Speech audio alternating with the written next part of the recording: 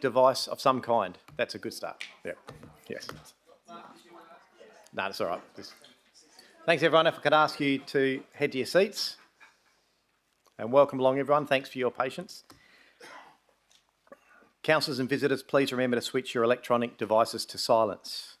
Welcome, everybody. It's good to see you all here. And I'd also like to welcome those viewers who are at home watching the meeting via the live stream this evening. If I could ask you all now to be upstanding, and Deputy Mayor Migdale, if you could read out the opening prayer, please.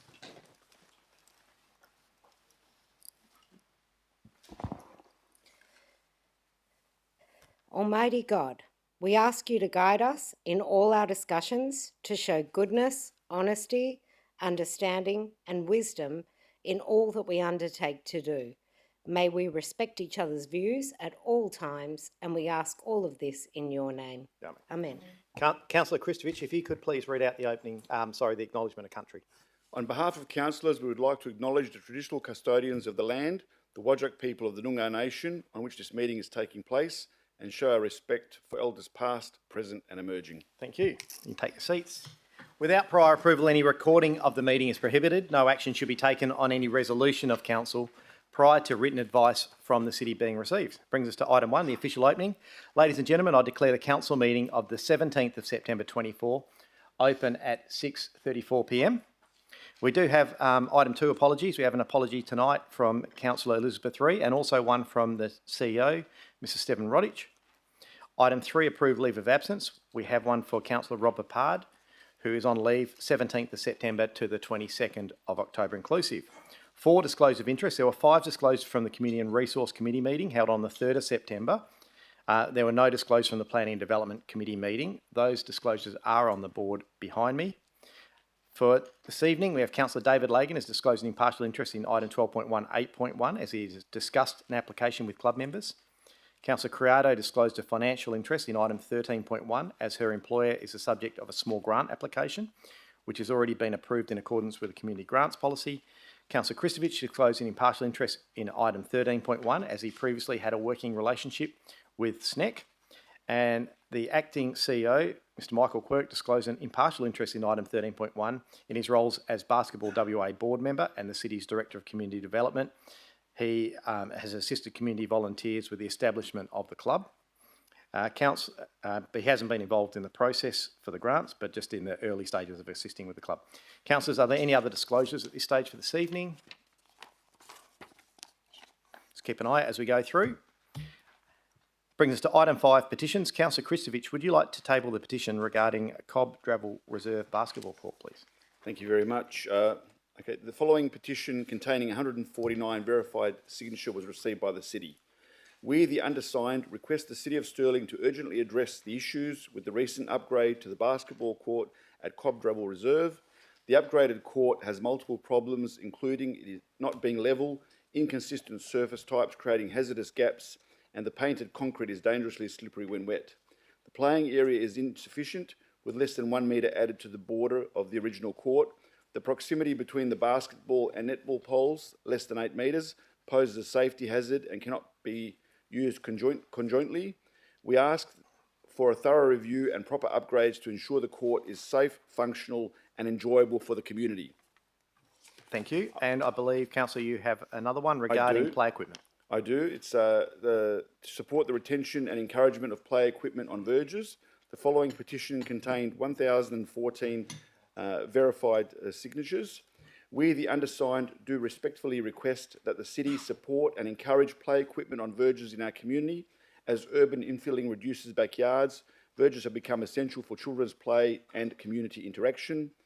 Maximising play with smaller backyards, verges offer safety, enjoyable spaces for children to play close to home. Physical activity.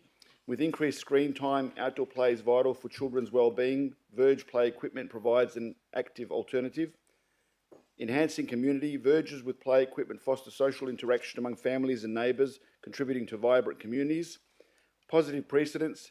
Successful policies in councils such as Vincent show the benefits of verge play equipment. Well-maintained play equipment can coexist with street trees, enhancing the urban environment. Support safe and maintained verge play equipment. This will benefit our community, improve children's lives and strengthen neighbourhood ties. Thank you, Councillor. Councillor Lagan, would you like to table your petition regarding the use of glyphosate? Thank you, Mr Mayor. This is e-petition. The following petition contains 42 verified signatures and received by the City of Stirling. We, the undersigned, do respectfully request that the City stop the use of glyphosate in our parks, open spaces and pavements. There is ongoing research in the area and the Council can no longer rely on past safety data. It is a known neurotoxin and harmful to immune-compromised individuals. Despite the promise of safety, there have been a large number of reports of dogs and people getting sick after spraying, and there is a website, a link to a website that discusses some of the issues. Thank you. Councillor Proud, would you like to table your petition Thanks, regarding the Inaloo Junior Football Club? I have a submission with 300 unverified signatures. I believe at least 115 are invalid at this point. We are seeking a reconsideration of boundary zoning we have been allocated. Inaloo Junior Football Club was dealt the worst of the boundary review at the end of the 2022 season. The movement into the East Perth zone has further strangled any growth for the junior club. Inaloo has been given Herdsman Lake, no houses there. The Osborne Park industrial area, no housing, and a few swamps and congesting freeway. Unfortunately, Scarborough Beach Road is badly congested for these residents and kids to come across from Woodlands, South Doubleview and Karrinyup. Residents hate to drive to Innaloo with the afternoon traffic chaos. Claremont and Subiaco have prime zones and a large number of schools. We only have 2 in our zone. When the Innaloo Junior Football Club was formed around 1961, the club had East Doubleview, Newborough and Gwelup primary schools. If you look at a map of Scarborough, the Junior Football Club has around 5 times the population and the zoning to recruit from about 5 schools. Stirling Junior Football Club has a massive area from Karrinyup to Chewett Hill and over to Jundana. This is 8 times the size of the Innaloo Junior Football Club and includes 11 other schools. We need to a rezone to make us viable as a junior club. We would, like most, Doubleview given back to us from Huntress Road to Ewan Street, Doubleview, up to the border of Grand Prom, end of Doubleview, across to Karrinyup Road, Karrinyup. Thank you. Thank you. And are there any other unverified petitions? Everyone's been busy out there in the community in the last few weeks. Can I please have a mover and a seconder to receive those petitions? Move Councillor Perkov, seconded Councillor Migdale, Deputy Mayor. And if I could just have a show of hands to accept those petitions, that'd be simple. And that is unanimous. Thank you, councillors. Item 6, responses to previous questions from members of the public taken on notice, and the PQTs have been published in the minutes of that meeting. Move on to public question time. Here we go, the moment you've been waiting for. If I can ask Ron Geary, if you'd like to start us off and come up, and I'll get you to just press the bottom button on the right there. Your name and suburb is all we need for you to start, and then your question, sir. Thank you. Ron Geary, Inglewood Bowling Club, Hamer Park in Mount Lawley. I'd first like to start off, Your Honour, Mayor Mark, and by thanking the city for helping support us to get our wonderful new synthetic green, which is now up and running. We've just run our 3rd carnival for this year, and it ran fantastic. Now to my questions. Everyone knows that a few years ago, Inglewood Bowling Club wasn't going too well. But since then, we've changed direction, we've changed management, we've changed strategies, and now we are a very powerful little community hub within the Hamer Park area. We have painted the inside, we've done it all up, and it looks great. And we have many organisations utilising our facilities. One which is really strange, and that's the Bibbulmun Track Club, actually meet there as well, and we're miles away from it. Now, we also have the Mount Lawley Senior High School. Now, for the last 3 years, they've been coming over and we've been teaching them how to play bowls on the green, and now they're coming over to learn on the synthetic green, which all clubs do have. We also have Brightwater come over as well. Now, they come over and they the persons there come over and they're all disabled in one way or another. Now, a couple of years ago, we were informed that we were on the cards to have new doors put in the front of our building, and those doors would be able to get in wheelchairs. That hasn't happened as yet, so my first question is... I was about to say, is this where the question comes in, Mr. Gary? You're quite correct. First question is, will we be getting the new doors so we can get the wheelchairs in? Because at the moment, we take them around the back. And we do have a lot of wheelchairs coming through. We take them around the back because we've got 2 ramps there which we can bring them in. We also have ramps to take them down onto the bowling green, but we can't get them in through the front door because... Let me get you an answer. Mr. Murphy, are they getting doors? Through you, Mr. Mayor, and thanks for the question. The answer's yes and no. The city is budgeted... Stick with the yes part. Yeah, the city's budgeted the required amount to do design this year, not just for the entrances, but for the bathrooms as well. So we're proceeding with design for both those facilities. And I believe, I spoke to one of the officers this afternoon, there will be a meeting arranged with the club in the next few weeks to talk about the options. So the positive answer is the money to do the design is in this year's budget. Thank you. My second question is related to the disabled doors in a way, because we don't have any disabled toilets for those persons, and which we really do need. We have missed out on several functions because of the no disabled toilets. But when we do have disabled bowlers there and disabled other persons, they have a few little problems. Let me check. I think that's part of it, Miss Murphy. Yeah, through you, Mr. Mayor. No, I just refer to my earlier answer. Yeah, we've got the design money to do both the bathrooms and the entrance. And we've got a number of options, and that's what we'll discuss with you and the other members of the club in the next few weeks. Okay, thank So you. we do have some solutions for you. My third question. Geez, what else do you want, Mr. No, go ahead. My third question would be that we have done up the inside, and if those who have come down there and seen the inside of the Inglewood Bowling Club at the moment, your asset looks brilliant on the inside. But we would like the City of Stirling to do up. It was built in 1962. It was built, and it does need a little bit of tender loving care and maintenance on the exterior, and a good paint job on the exterior would also make the place look a lot better than what it is. So my third question is it possible to have some maintenance done on the exterior and a paint job on the outside of the building? Yes. Thank you.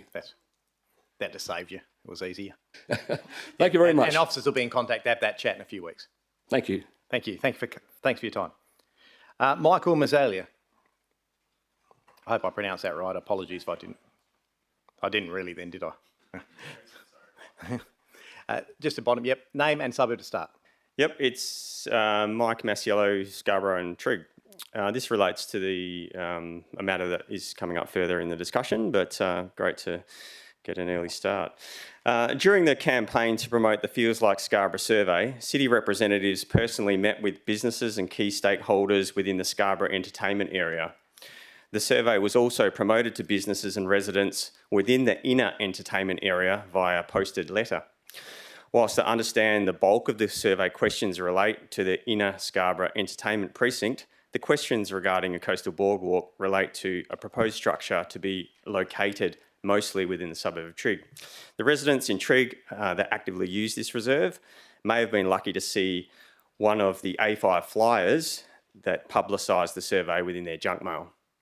My question, why were Scarborough businesses given preferential treatment in terms of awareness for the survey, which has the potential to bias results, overstate the opinions of businesses and dilute the opinions of local residents? Thank you. Mr. Murphy. Thank you for the question, and through the Mayor. As you mentioned, we distributed over 13,000 flyers across the precinct, including Scarborough, Trigg.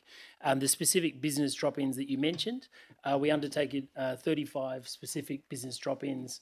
We've got a new precinct manager in the area. Part of that was an introduction to the precinct manager. But specific to this engagement called Feels Like Scarborough, the purpose of the engagement is to understand what it feels like currently and what people would like it to feel like into the future. And from an economic development point of view, given that this is the city's premier sort of tourist and economic destination, is imperative as we actually ask everyone in this process. Thank you. Your second question, sir? Second question. The Feels Like Scarborough research findings report shows that a total of 1,501 respondents completed the survey. For the purposes of summarising the data, the audience was categorised into Scarborough residents, City of Stirling residents, excluding Scarborough, and visitors. The report highlights the statistic that 72% of Scarborough respondents support the coastal boardwalk. When the whole city, so all the other 29 suburbs that are in the city are considered, the support drops to 64%. When Trigg residents are isolated in the data, thanks Mr. Murphy for providing this information, the number of that support the boardwalk plummets to 38%. My question, given the location of the proposed boardwalk is situated in Trigg and the strong case for the sample bias that I've just mentioned in the Scarborough data, which statistic is the city looking to use to publicise the level of support for the coastal boardwalk to the public, and what is the justification for this? Yeah, thanks for that question. The simple answer is none of them. So the Scarborough, it feels like Scarborough, a bit like the current local combos that are going around in each area, are just a pulse survey. They're certainly not designed to be some sort of pseudo consultation process for a potential future boardwalk that hasn't been decided on.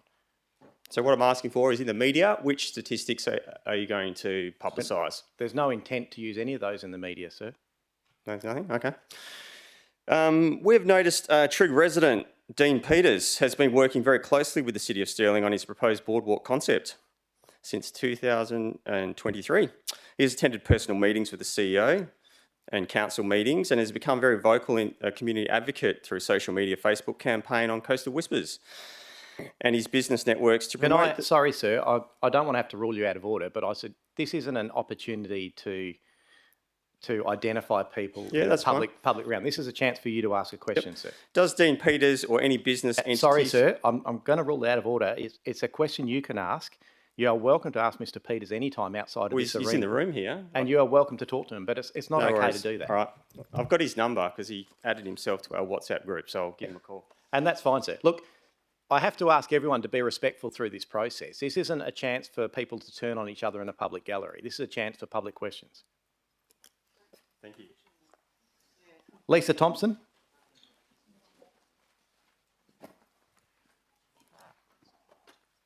And just your name and suburb to start, please. Lisa Thompson, Trigg. My question to the Mayor is, may I ask, in reference to the Council's proposed boardwalk in the South Trigg Bushland Reserve, are there any new diagrams, plans that have been prepared by Council about what the boardwalk would look like? No, there are not. If this is the case, then can the Mayor explain why certain stakeholders who are advocating for the boardwalk, such as the Scarborough Association, appear to have been privy to diagrams and plans about what the boardwalk will look like and where it is to be located? No, so I can clarify categorically they are not. And it's much like any group, whether they be for or against, people are making assumptions about what it may look like. There are no plans. I haven't seen any plans, so I'd be surprised if anyone else has. Thank you. My last question is, this locally led Stirling survey took into consideration visitors from all around Australia, which is very rare for a local survey, especially if the aim was to learn about what Scarborough feels like to you and in the future, as you just said. Was it to increase participation numbers to gain some level of support for a boardwalk? Mr. Mayor, do you think that these survey results are flawed, inaccurate, open to manipulation and creating, unfortunately, distrust in your ratepayers?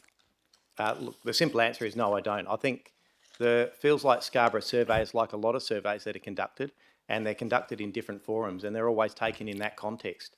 So this, as I said before, this isn't some pseudo sort of boardwalk consultation to alleviate the process later on if there was to be a potential boardwalk and consultation. This is simply what it is. Feels Like Scarborough Pulse survey. Yeah, okay, then I understand you're in Scarborough and we are in Trigg, and maybe you want to have some local convos in Trigg with us who live. I mean, you've all got your community in Scarborough. I can actually get an answer for you. Mr. Murphy is doing one in every suburb. Great, thank you very much.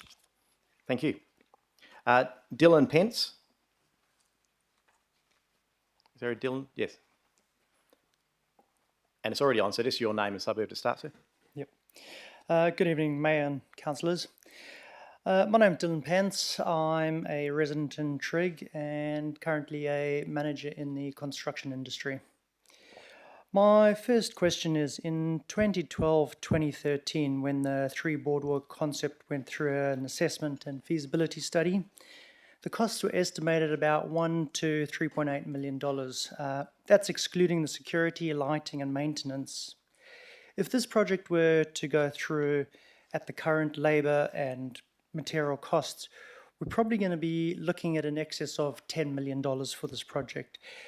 My question is, should this process go through, how does the city propose to fund this project and the maintenance of the boardwalk?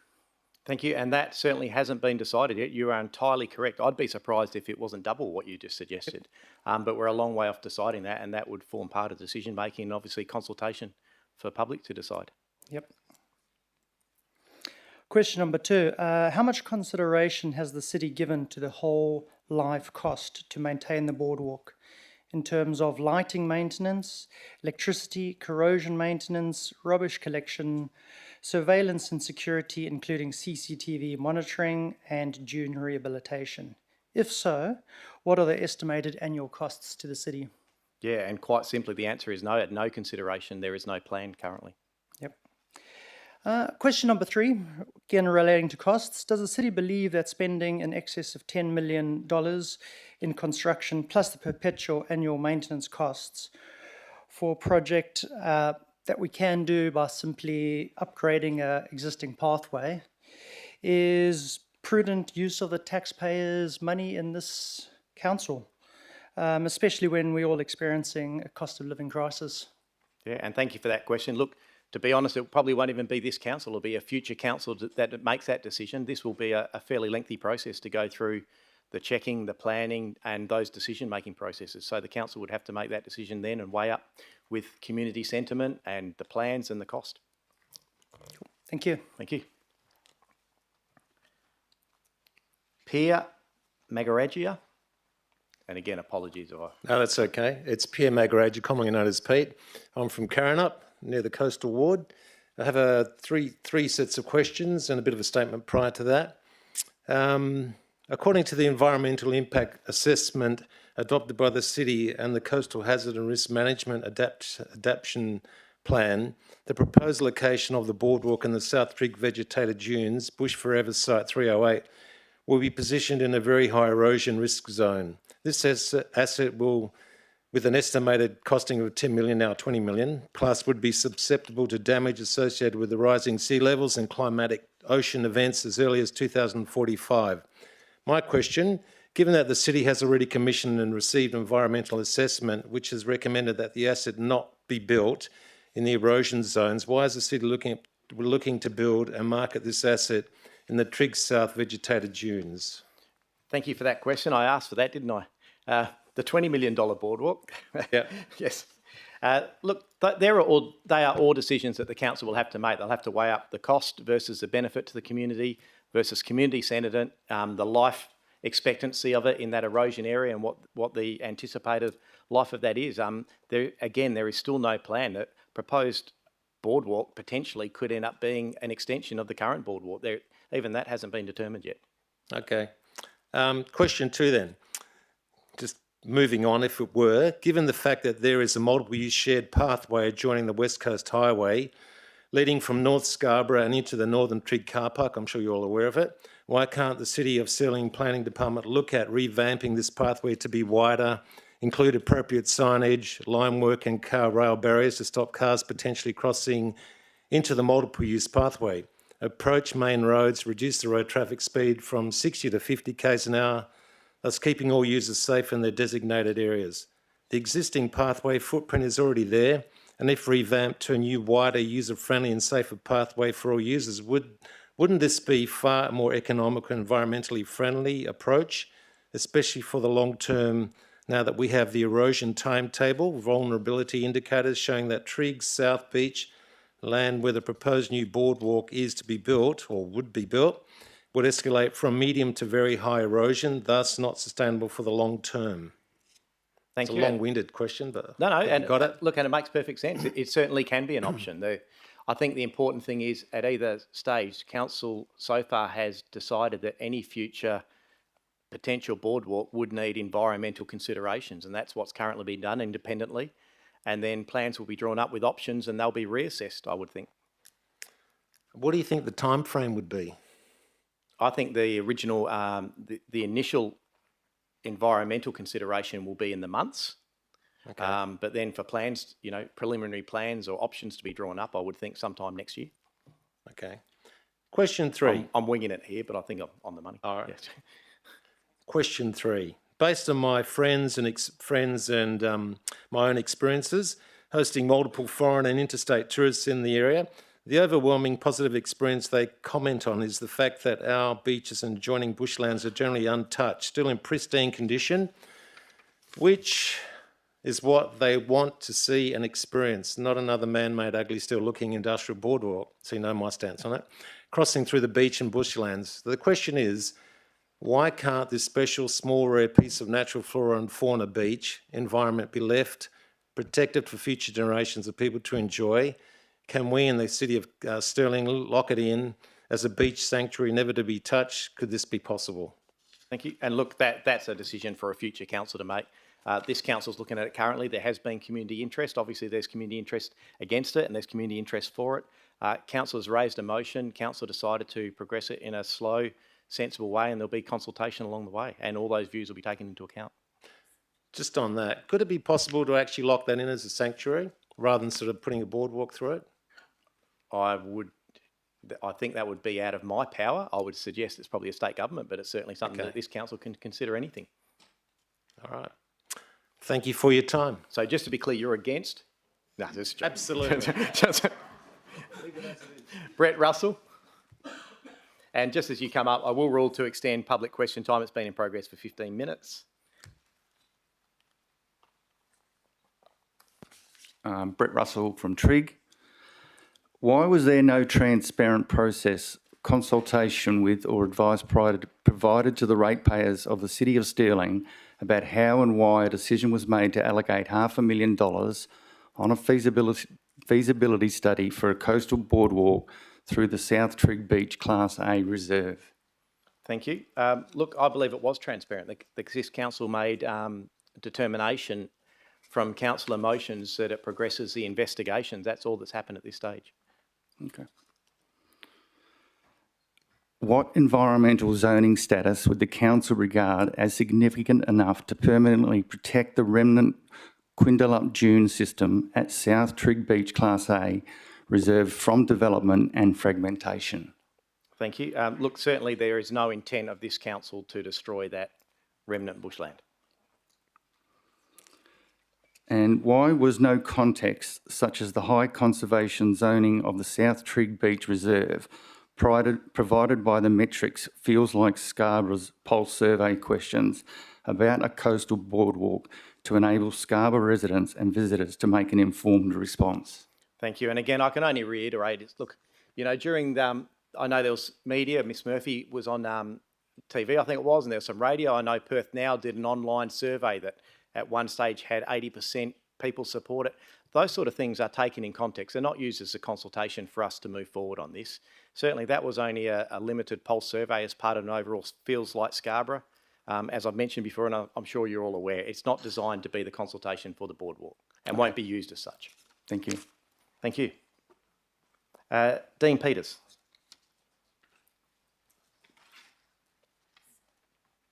You're amongst friends, Mr. Peters. Yes. Someone has to do this. Thanks, Mr. Mayor, fellow councillors, public gallery. My name's Dean Peters and I actually live in Trig, not Scarborough. I'd also like to bring some balance to the subject matter. Councillors, can I just have some quiet? Thanks. As we know, it's often the loudest voices that have the greatest influence, especially when it's the minority making the noise. Assuming the city is granted the relevant environmental approvals that minimise the impact on the coastal ecosystem, my questions are as follows. I have three. While the Feels Like Scarborough engagement survey was more than a general survey that scoped a range of ongoing projects in the Scarborough precinct and how locals and visitors would like to feel in the future, it's pleasing to note that 7 out of 10 respondents support the development of the coastal boardwalk access path between Scarborough and Trig. It's worth noting, this is history, that while a sample size of 400 is the minimum acceptable for market research, 1100 is considered a gold star, so well done. Therefore, a sample size of 1501 is particularly robust. This represents a notable shift from the 2013 report, claiming 85% of residents said no to the boardwalk, and a report dating back to 2005 citing 75 submissions, of which 55 were against, 20 supported the project, which hardly reflects the broader views of the city residents. My questions. Besides the Feels Like Scarborough engagement survey survey, has the city conducted any recent research specifically on the Trigg Scarborough coastal bulwark, given those that are opposing the project are using outdated figures that predate 2013? And for the sake of clarity, can the officers please confirm the number of people surveyed in 2005, including the breakdown of those for and against, as well as the 2013 report outlining the number of submissions, both pro forma and other, from supporters and opponents of the boardwalk? Thank you for that question, Mr. Peters. Look, the details of the previous can be responded to in writing. I think we'll put them in the writing answer, the amounts. I think it's important to note, because I know at an earlier stage we talked about this too, because it comes up why this council would consider something that's been dealt with before. I think the thing to look at was a decade ago or a decade before that. So I think it's prudent in any situation to review stuff. We're reviewing tree policies tonight for the same reasons, with canopy targets. You know, things change, and what is relevant is we acknowledge there's different views on this. There's both people who are for it and there's obviously people who are against it. I think the important thing to note, as I've said before, we're at the very early stages of this, and this council has a track record, I believe, of good consultation. We have experts in that field, and there will be significant consultation on this following us knowing whether, one, it can be done, and secondly, if there was a plan for what it would look like so people knew what they were being consulted on. Thank you. Question 2. Are the councillors aware that on the 3rd of September 2013, some of you may not be sitting, several motions regarding the boardwork were tabled, amended with support, but the council reversed its decision due to the relatively modest cost from 1 million to 3 million, which is option C, not forming part of the budget, corporate business budget. Despite that, and even the city engineers had indicated no fundamental impediments on their report from the same year. Fact, not fiction. Still, we have not seen the construction of the boardwalk after 11 years. What are the reasons for this continued delay, Mr. Mayor? Thank you for that question. Look, I wasn't around in 2013, but I think quite simply, whether the numbers were lower in consultation or not, the sentiment at the time was against it, and council listened to it at that time, and I believe council made that decision.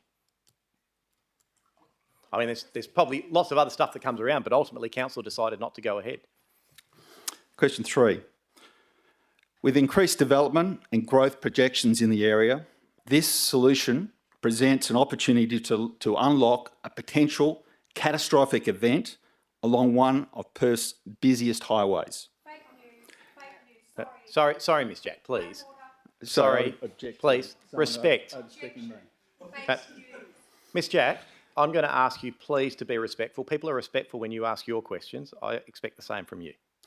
It also offers numerous benefits by connecting Trigg and Scarborough, creating a positive community impact that delivers both social and economic value, including enhancing tourism and recreational opportunities, improving beach access, promoting exercise and physical mental well-being, all while directing pedestrian access away from 40,000 daily commuters on West Coast Highway. The question, with that in mind, and considering that the city could reasonably fund this modest investment alone, have we approached the state and federal ministers on both sides of politics to pledge equal funding contributions towards this project with elections looming? The simple answer is no. We certainly made all politicians, obviously a very heightened political environment at the moment, aware of this project, but we haven't specifically asked for any money for this. We have actually suggested that it would be premature until we get the environmental considerations back. Thank you, Mr. Mayor and fellow councillors. Thank you. Alicia Jack, if you'd like to come up. You're ready to go, I can hear it. Ms. Jack, just your name and suburb. Good evening, Mayor, councillors and staff, and members of the gallery, sorry. Okay, I'll start with a question about Scarborough. in general, a broader question than just the boardwalk. Sure. It appears that you, Mr Mayor, coastal ward councillors and members of the business community down there, and for some reason the Scarborough Surf Club, have an at all cost commercial over tourism, or if you like, mass tourism, agenda for Scarborough. Sorry, I'm going to have to call you out there, Mr. Jack. I don't see where you would get that a voluntary organisation like the Scarborough Surf Club. I don't know. They just seem to crop up everywhere. I think Mr. Pick, he's from. No, he's not. So, and I just not think associated. Sorry, I must have. Again, all I can say. I would really like all to I can apologise. reiterate as Sorry. the process goes through. Yep. I recognise there's going to be different views. There'll be people on this around this table who think it's the best thing since sliced bread to have a boardwalk at all costs, possibly. There'll be people who think it's atrocious to have it. Okay. Every view has to be respected, and I implore you. I'm not talking about the boardwalk, sir. Miss Jack, listen to me, please. I implore you when you ask questions not to personally attack organisations or other people without those facts. They are strong allegations when you start thinking. Okay, we want to hear what questions you have. Mm-hmm. Okay, but I'm not talking about the boardwalk. I'm actually talking about Scarborough and the agenda or the vision for Scarborough that is already highly developed, okay? And the survey showed people want more trees and greenery, etc. So are you and Scarborough businesses, do you think, aware that there is an international movement away from over-tourism or mass tourism, it's sometimes called, through overdevelopment and too many man-made structures because of the number of people and the social and environmental impacts, congestion and so on, that mass tourism creates. And mass tourism actually deters cashed up big spending tourists who avoid these commercial mass tourism locations, destinations. And there is a move more towards nature-based, sustainably sensible and ethical tourism. Thank you for that question. Look, the simple answer is, I'll take it more as a statement. No, I'm not aware of that. Okay. Regarding the trees and urban forest item and the 3 items within the item, yes. There's 100 questions I could ask on this, so I'm just going to ask a couple. Firstly, the city has known about nearly all of the issues outlined in these 3 items for a decade now. They knew that it couldn't increase tree canopy cover in the city, on city land alone. They must have known that they were running out of tree stock. And by the way, there are solutions. I'll share those with you another time. It has been known for decades that cowboy tree loppers are decimating tree canopies and removing trees unnecessarily on private land. There should be no reason to explore anything at this stage. There's no excuse for not knowing what could or should be done better. The wheels have been well and truly invented by other local governments in WA and around Australia. City management should know and have solutions for many of these issues that have been outlined. A lot more can be done, even with the restraints of not having tree protection laws on private land. Mr Mayor, and through you, councillors, on your watch, when will you start making sure that things are done and done properly instead of the can just being kicked down the road? Look, thank you for that question. I'm not sure the specifics, and I ask you those other questions. If you can send them through in writing, we're happy to answer those. Yes, just a lot of writing. I do think it's actually unfair. I think our officers do a very good job with trees, and I think one of your comments there about City not doing a good job in terms of tree planting, as you're aware, we plant tens of thousands of trees a year. There are a lot of trees. But you've run out, sorry, so you've run out. You're running out of trees to plant. Not currently, not that I'm aware of. We're still planting trees and we intend to plant them next year. I thought you had a shortage, you didn't have enough trees. On city land, and you are aware of the figures, and it's in the council reports. The tree canopy has increased significantly on city land.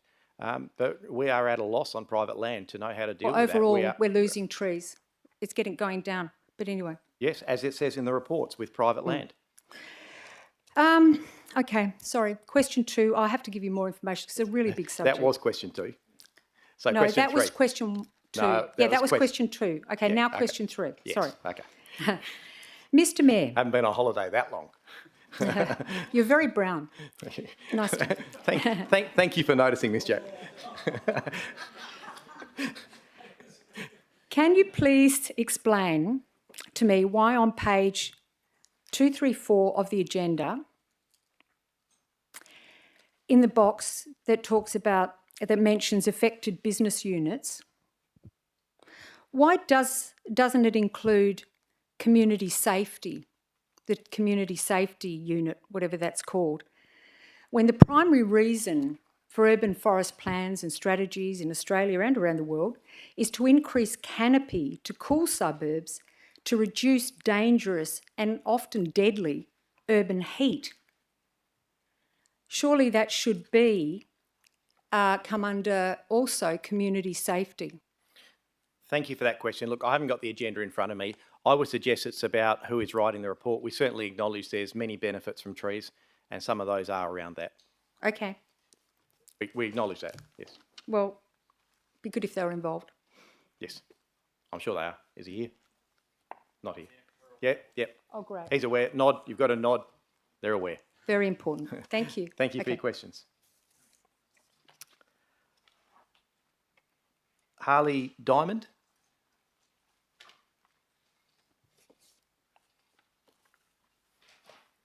Thank you. And your name and suburb to start? Harley Diamond, Karrinyup. A couple of my questions have already been come out with previous questioners. But this is about, I've got a couple here. One of them is, when does a council decision become permanent?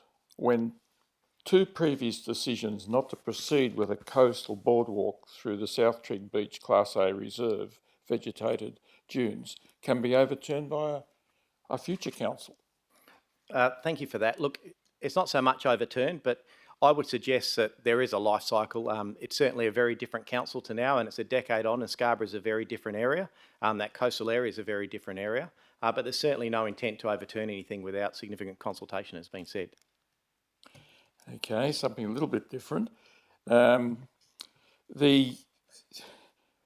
Just a question, why has the city not improved and upgraded the existing dual path between Scarborough and Trigg, which has been identified by some users as unsafe, noisy and too narrow for many years? And the question is, could the $500,000 allocated for a boardwalk feasibility study be used to upgrade this dual path? The simple answer is yes. And look, there's constant maintenance and improvements along there. There's actually a project going on towards Trigg at the moment with some of those pathways, and there'll be some future ones there as well. The initial part of this certainly isn't spending $500,000. It's a much more insignificant amount. It's probably around the 20 or 30,000 for the very initial environmental.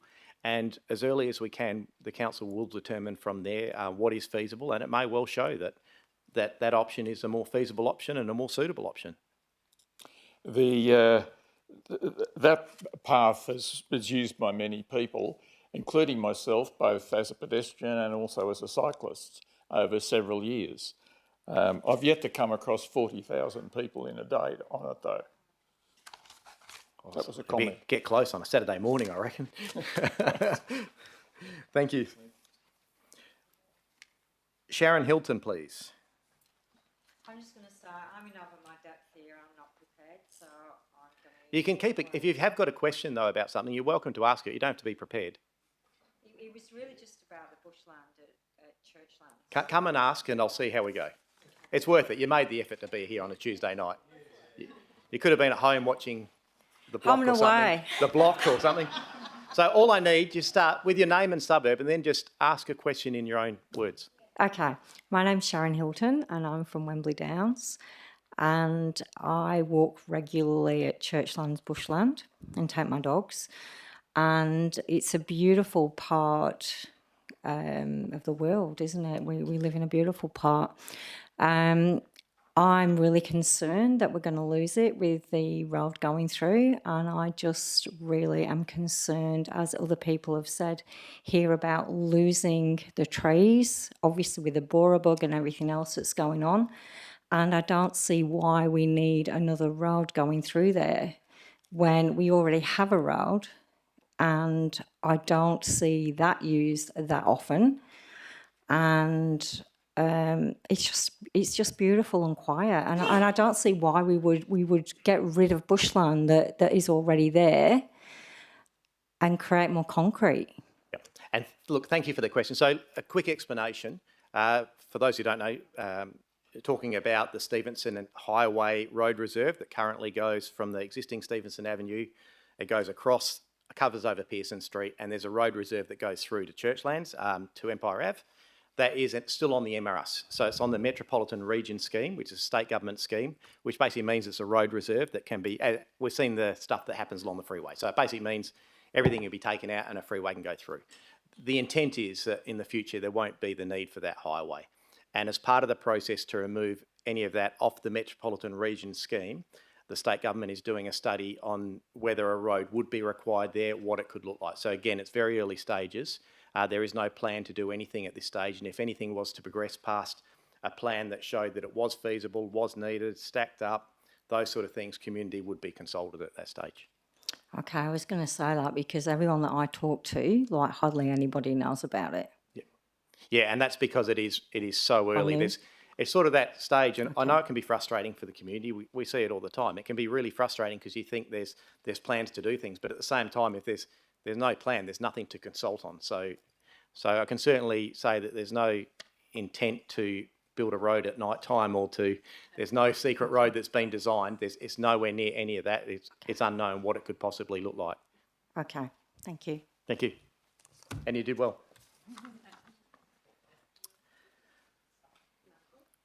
Where are we? Robin Murphy, have I asked you up yet? No.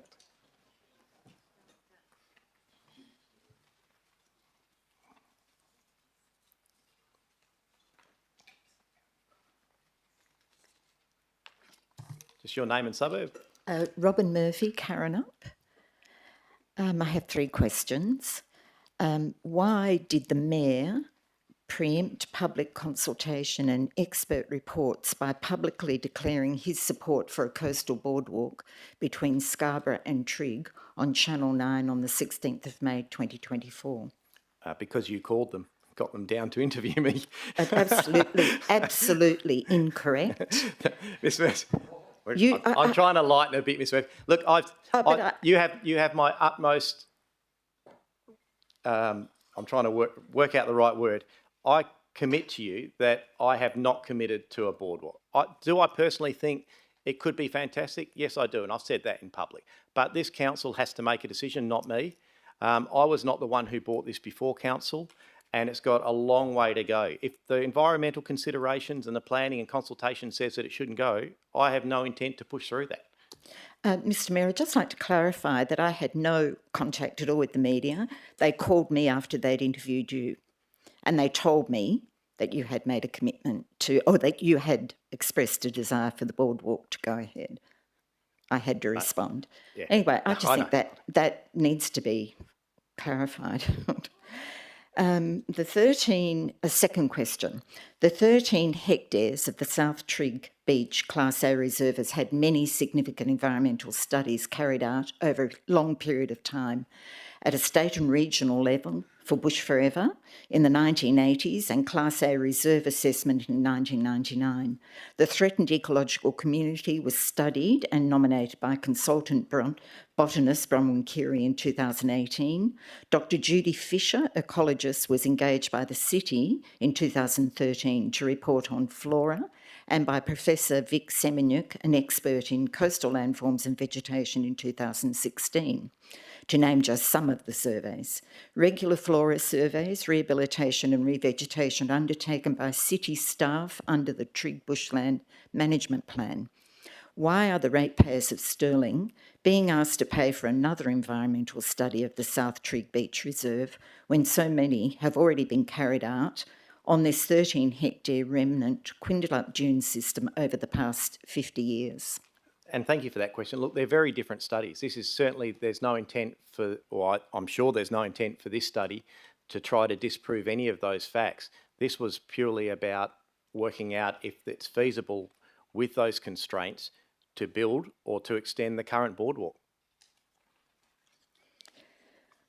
We'd all have to acknowledge, even the current walkway, there's no way this city could go and start bulldozing another metre alongside that without having environmental considerations.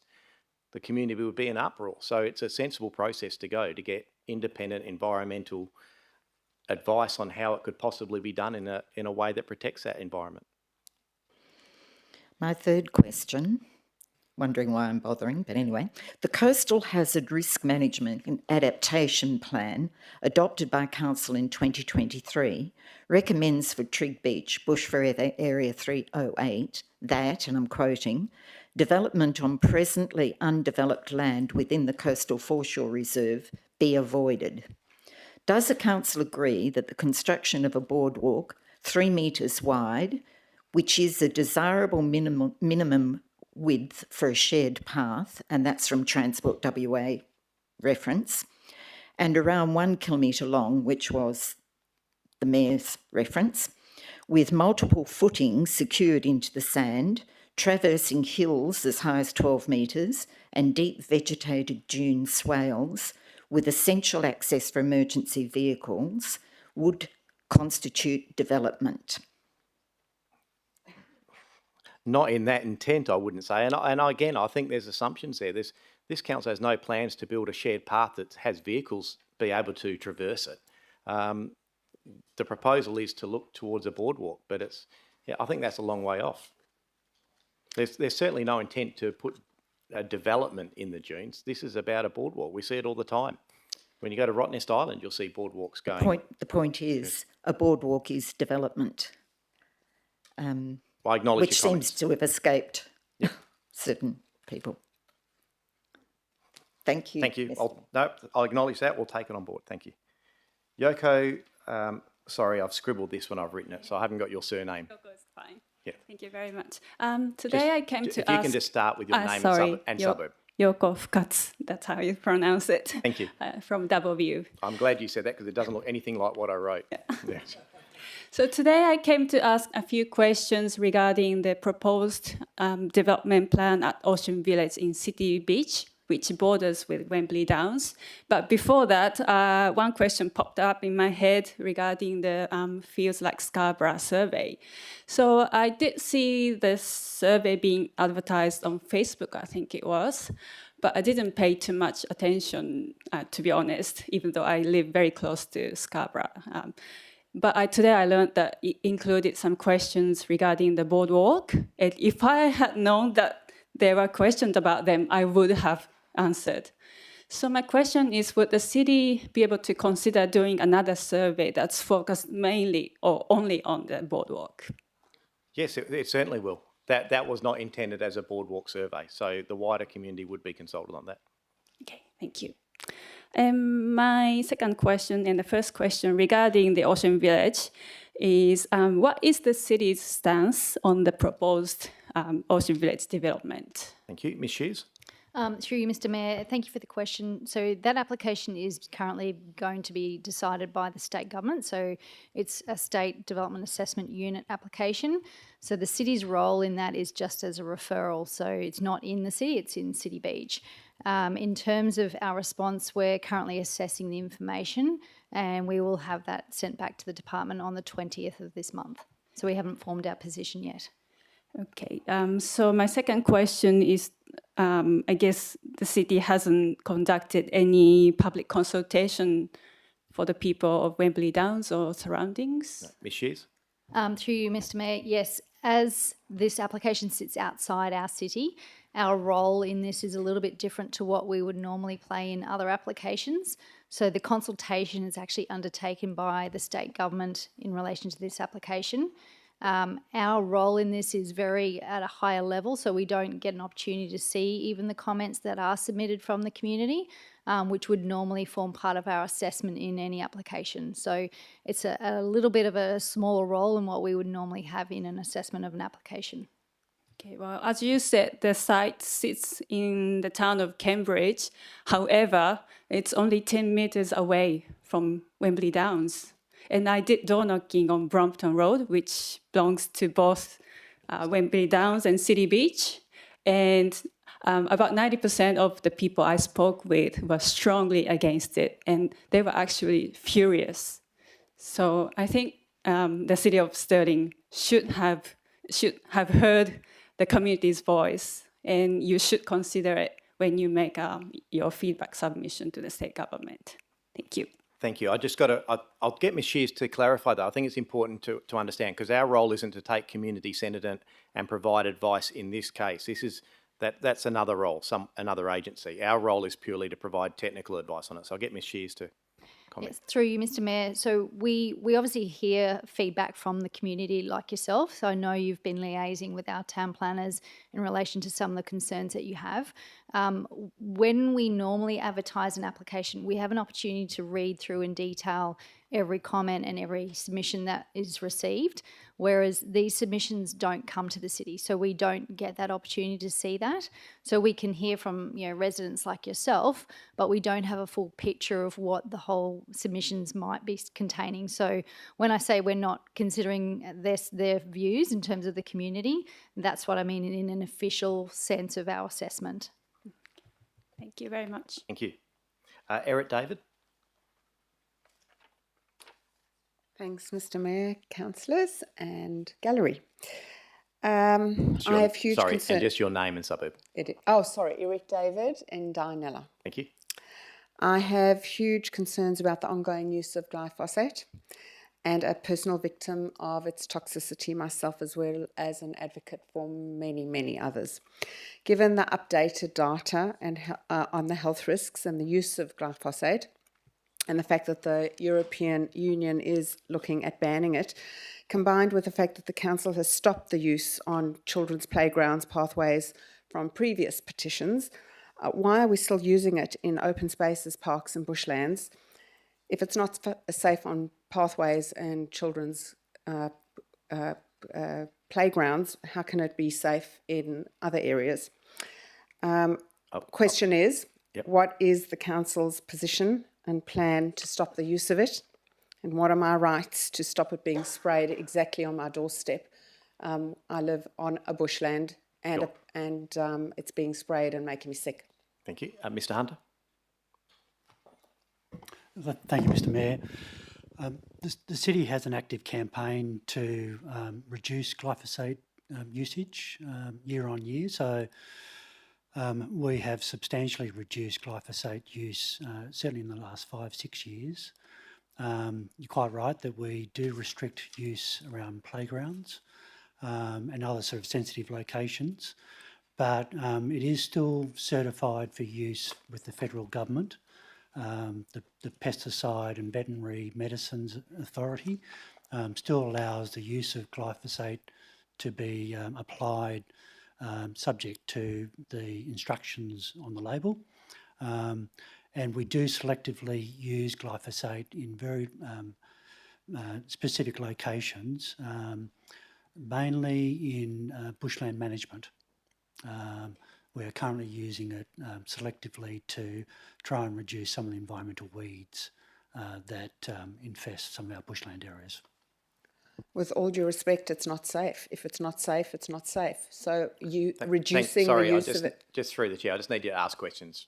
But I'm happy to organise a meeting with officers after. Okay. So what is the city's plan to stop its use entirely? How long will that take? Thank you. Mr Hunter. Mr Chairman, Council has an active program to reduce its use. So I can't give a date as to when we'll fully stop the use of glyphosate, but the program is to reduce the pesticide footprint, not only of glyphosate, but also other pesticides across the board. Yes, and I would love to have an opportunity to Sure. So we'll have a tee it further up. conversation. We'll make sure governance have your details, and we'll certainly take on board your comments and organise around your area and Thank you. see how we can help you. Thank you. Thank you. And I think we're up to lucky last, Mr. Wheeler. Welcome back from holiday, Mr. Wheeler. My travel buddy. We do meet in the strangest places, Mr.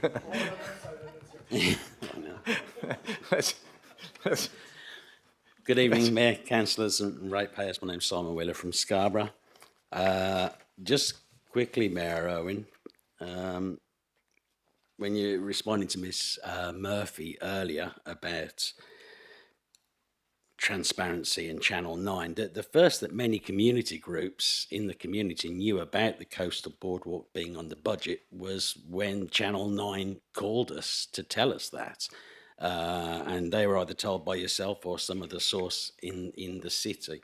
But anyway, the coastal boardwalk was last dismissed as non-viable in 2012, 2013. And since then, the city has undertaken significant and welcome works on dune restoration and protection, along with the help of several community groups and many unpaid volunteers, including, to be fair, I believe, Councillor Papard. My question is, how much has the city spent on the restoration and protection of the dune system where the coastal boardwalk is proposed since 2013? And what is the ongoing budget allocated for the rehabilitation and revegetation in the South Trigg Beach Class A Reserve? Thank you. And look, we'll have to respond to you in writing, certainly. It would be significant, Mr. Wheeler. I'm aware even in tonight's agenda, there's a grant for one of the environmental groups along those stretches to receive a significant amount of money. Yeah, many millions of dollars, I'm sure, yes. It'd be a shame to wreck it, wouldn't it? My second question, Mayor Owen, is I'm all for community engagement, as you're aware, preferably all of the community. And it is clear that the city has had discussions with that part of the community who will support the idea of a boardwalk through the Class A Reserve at Trigg, that, according to the city's own previously published reports, will impact a threatened ecological community. Given the history of significant previous engagement with the city on boardwalk proposal, it seems strange that groups like the Friends of Trigg Beach were not approached by the city prior to the committee item being dropped and the budget item being tabled for the boardwalk. So my question is, Mayor Owen, why were the Friends of Trigg Beach offer to brief and provide information to councillors at the workshop on the coastal boardwalk refused? And were there any other stakeholders who were given that opportunity? No, honestly, I think there is nothing to brief at this stage. The council agenda items were regarding whether this council looks at the feasibility of a boardwalk in the future. Council had a workshop and determined before it could make any decisions, it would need to do environmental studies.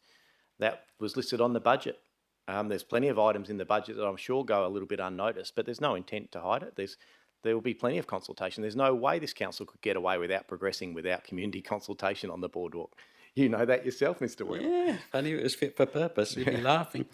Mayor Owen, in December 2023, Councillor Rob Papard, after committing to stakeholder groups to protect the Class A Reserve at Trigg, instead raised a notice of motion to investigate putting a boardwalk through it. That motion was deferred to a future meeting of the Community and Resources Committee for April or May 2024. This meeting did not occur, and the deferred item then went AWOL, disappeared, before ending up as a budget item. I understand that there's a councillor workshop held at some point, but this does not explain why the committee item was expunged, given such an item would have received valuable early feedback from the community to see if this proposal had any legs before throwing $500,000 of ratepayer money at it. So my question is, what was the rationale for bypassing the minuted and usual council process, and who made that decision? Thank you. Look, we'd have to respond to you in writing on who made that decision. I would say council made that decision off the top of my head.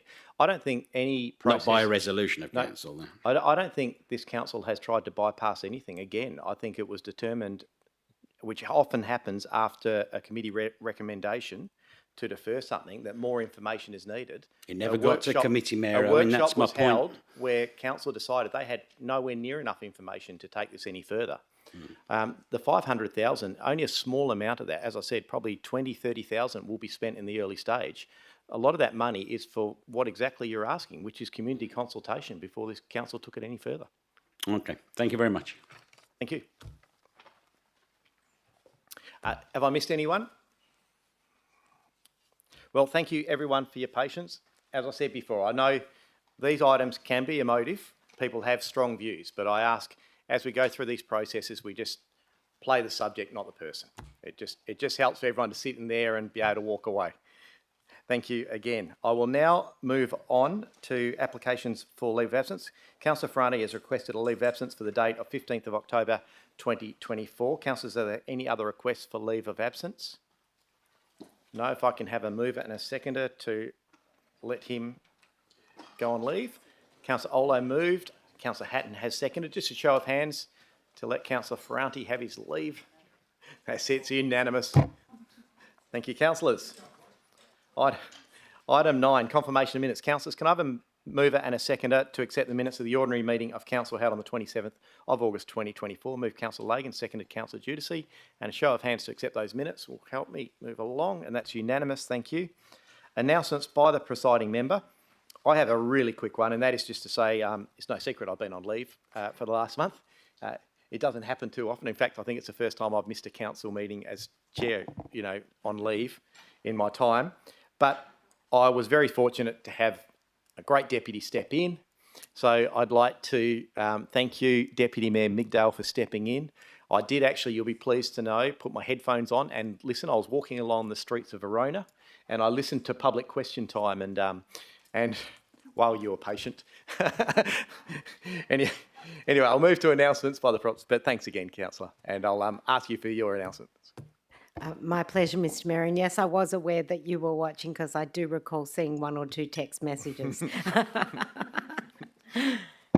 Thank you very much, Mr. Mayor. And I do have an announcement this evening.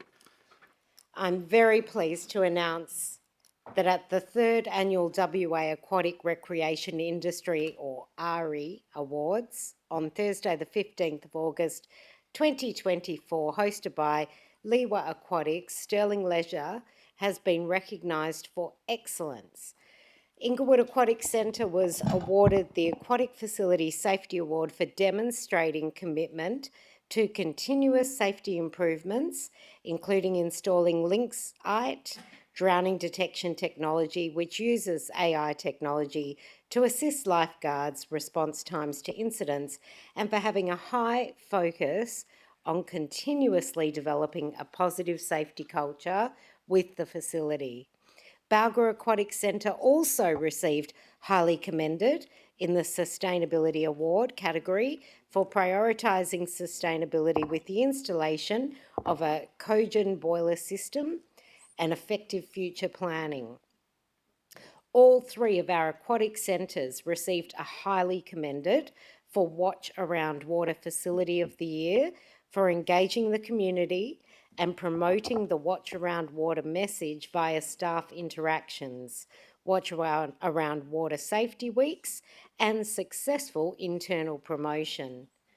I would like to acknowledge the Stirling Leisure team, and in particular Tennille Kenny, who is in the audience tonight, and Duncan Hutton. Tennille, can you stand up, please, so that we can congratulate and thank you, and Duncan Hutton on their efforts in introducing this technology and driving safety culture at all of our centres. Thank you. And congratulations.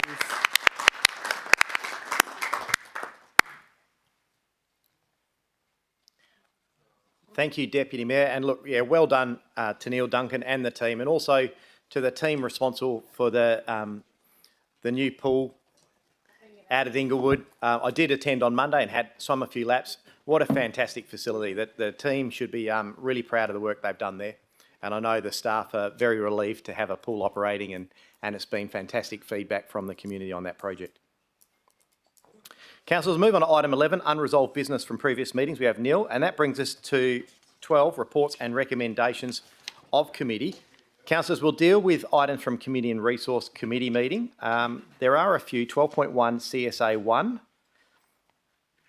12.1 CD2, WF1, which have alternate recs, so they've been asked to be pulled out. Councillors, are there any others you wish to pull out? Councillor Thornton? Yes, thank you, Mr Mayor. I'd like to pull out 12.1 CD1. Also,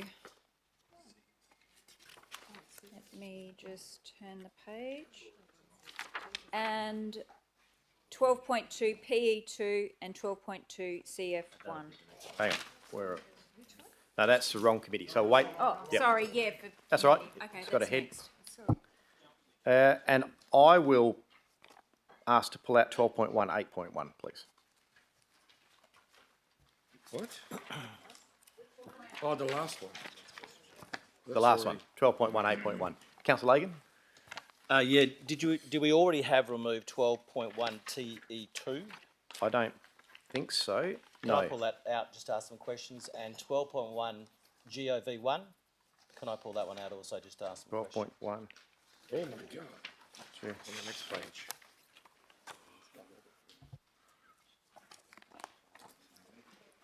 All right, are we ready to go? Let me just check. So we'll go to 12.1 CSA1, the Mirrabooka Mosque on page 24. Councillor Perkoff. Thank you, Mayor. Can I move the committee recommendation for 12.1 CSA1 as written on page 24? Thank you. Is there a seconder for that motion? Deputy Mayor has seconded that motion. Councillor Criado, are you opposed?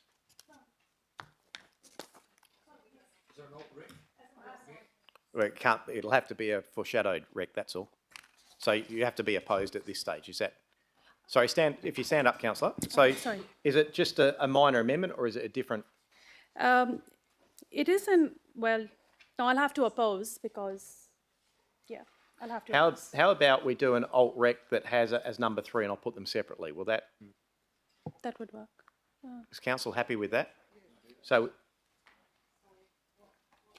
Really, no, actually, the intent of it is different. Look, we'll have to do it as a foreshadowed. Yeah. Yep.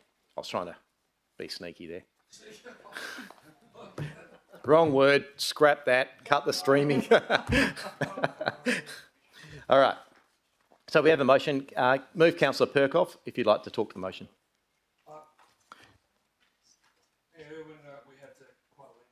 Sorry. We had quite a lengthy discussion of this, as we did with all the items at the CNR committee meeting, and I will not speak any more about it. Deputy Mayor? Thank you, Chair. Yes, this item was robustly debated at committee, and committee, I believe it was a unanimous outcome in the end. Very comfortable with the outcome. Thank you. Thank you. Councillor Crowdo? I just wanted to make, the points and foreshadow that with this alternate recommendation that originally the officers had presented to us that the council should proceed with option 1, which was around the installation of additional parking bays, and approves the funding, which is what I understand, we were not, committee was comfortable with. But we have received information yesterday to update this and saying that the mosque is willing to contribute financially towards the installation of these bays. So therefore, I've proposed this alt rec that subject to a financial contribution from the mosque, council should approve the installation and the funding of the construction of the additional parking bays. Councillor, can I just help you out and ask for more information just in terms of the financial contribution? Because I know, I'm pretty sure in the report it was a couple $100,000 for the... Yes, but I think the information provided to us yesterday by the officers was that this contribution would possibly be coming from the mosque, and happy for the officers to respond to that further. Mr Mullins? Yes, well, let's take a seat. We'll get some clarification, Mr Mullins. Through you, Mr Mayor. So we have spoken with a member of the committee at the mosque. They're willing to work with us. They're willing to discuss the financial contribution. We haven't landed on a particular figure as such, but they are aware of the total cost that is being reported in the report.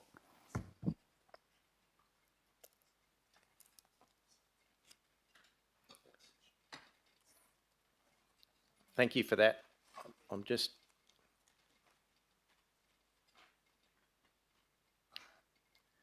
trying to help out because I don't think it's enough information for Councillor Corrado to get support. And my suggestion, if I can, would be that perhaps an amendment could be that a future report come with the further information. Anyways, we'll leave it to you guys. Councillor Ferranti. Thank you, Mr. Mayor. I just wanted to add to that. I know we discussed on a committee last week in regards to the once this report was done, the remuneration of the soil and sand and lawn of parking on the park was going to be considered as a cost that may be considered by the committee to reimburse the city to assist. That's the way I understood the last understanding. Is that correct? Yes, that's right. Councillor Lagan? Yeah, just for clarification, for the alt-rec, is that seeking to put down additional hard stand bays? Yes. Formalised bays, hard stand bays. Yeah, and it's also for, this is in addition to the bays that they previously paid for? Yes. Yeah, thank you, that clarifies. Thank you. Councillors? Councillor Dudek? Thank you, Mr. Mayor. I'm just wondering as to the reason why this can't be moved as an amendment as on point 3 and then debated as such. Just in the sense that if we were to, I don't think that if we were to go with the alternative recommendation, people would want to vote against what's currently on the screen, as I don't think they're mutually exclusive. I think it would quite well fit as a point 3 to then be debated and perhaps becomes part of the substantive. So I'll give you some clarification. So I am happy if a councillor wants to put an amendment to this and test it, but to put option 3 up in the original, the intent of committee, when I read through the agendas, obviously I wasn't here, but the intent was very much that was voted down.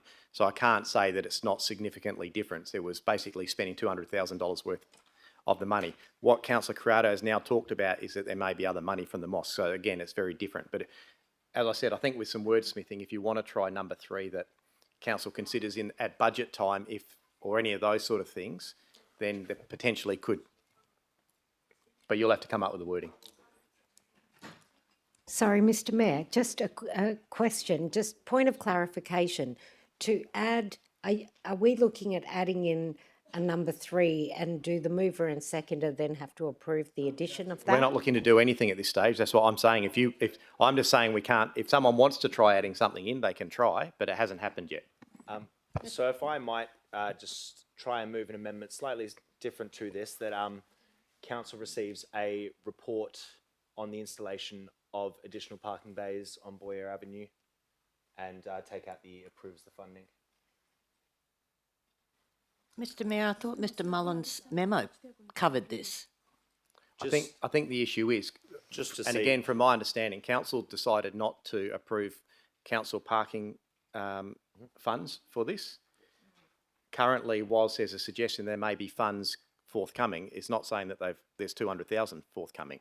So I don't think council's, I'm just making an assumption here, but you may be able to, sorry to do this on the run, but it may be worth saying that following negotiations with the mosque, that at mid-year budget review, council consider this, it doesn't change the intent or something like that.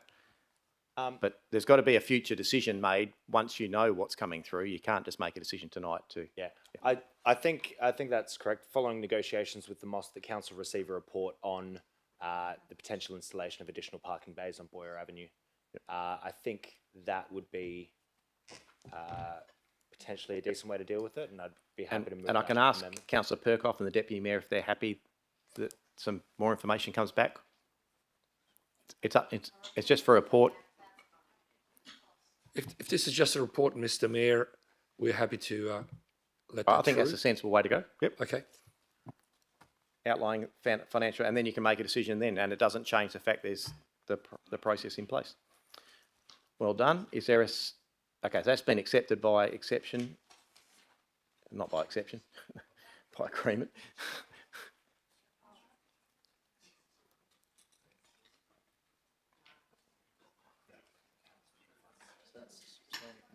So that's a substantive motion. I'll make it easy for you. I can still put them separately. That way, if anyone disagrees, they can vote. But at least it's up there and it saves us going to a foreshadowed motion. Is there anyone else who'd like to speak on it? If not, I'll go to Councillor Lagan. Yeah, look, just, Mr Mayor, although that point 3 may have some merit, my understanding of the committee debate was essentially that the feeling was there's already numerous parking bays, hard stand bays there. This was for short period of time use, and I believe I even spoke at committee about this is somewhat against our own policies for the reduction of use of vehicles and reduction of building hard stand parking. I understand the need and nexus, but I think we may be setting a precedent here that we'll battle to fight against if other organisations say, well, we'll pay to do hard stand, we'd like it on our verge as well. I think we've got to be really careful about how far we open this up. I think it's worthy of a report, but I don't want the report to be preceded by the assumption that, yes, we're going to build them anyway just because someone pays for it. Sure, understand. I would suggest, and I'm trying to work out who might be best to answer this, maybe even Mr. Guillemot, but the precedent's already been set. This has happened several times. I could list in each ward. I could probably come up with, Woodlands, a shopping centre, or over in the shopping centres doing the same sort of thing on reserves. It has happened before, but yeah, look, it happened here. But ultimately, let's put them separately, and that gives everyone the opportunity to have their say on that. Councillor Perkoff, would you like to close debate? It's all a little bit clearer now, Mr Mayor. Let's, we can finish up. I will put them separately. I don't know, or can I just put 1 and 2? Yeah, let's put 1 and 2. So we're voting on what the original committee recommendation, then we'll just put 3 separately. So if I can just have your votes in for 1 and 2, please.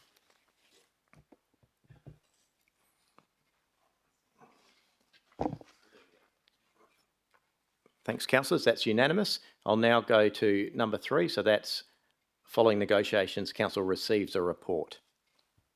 I'll put that to the vote.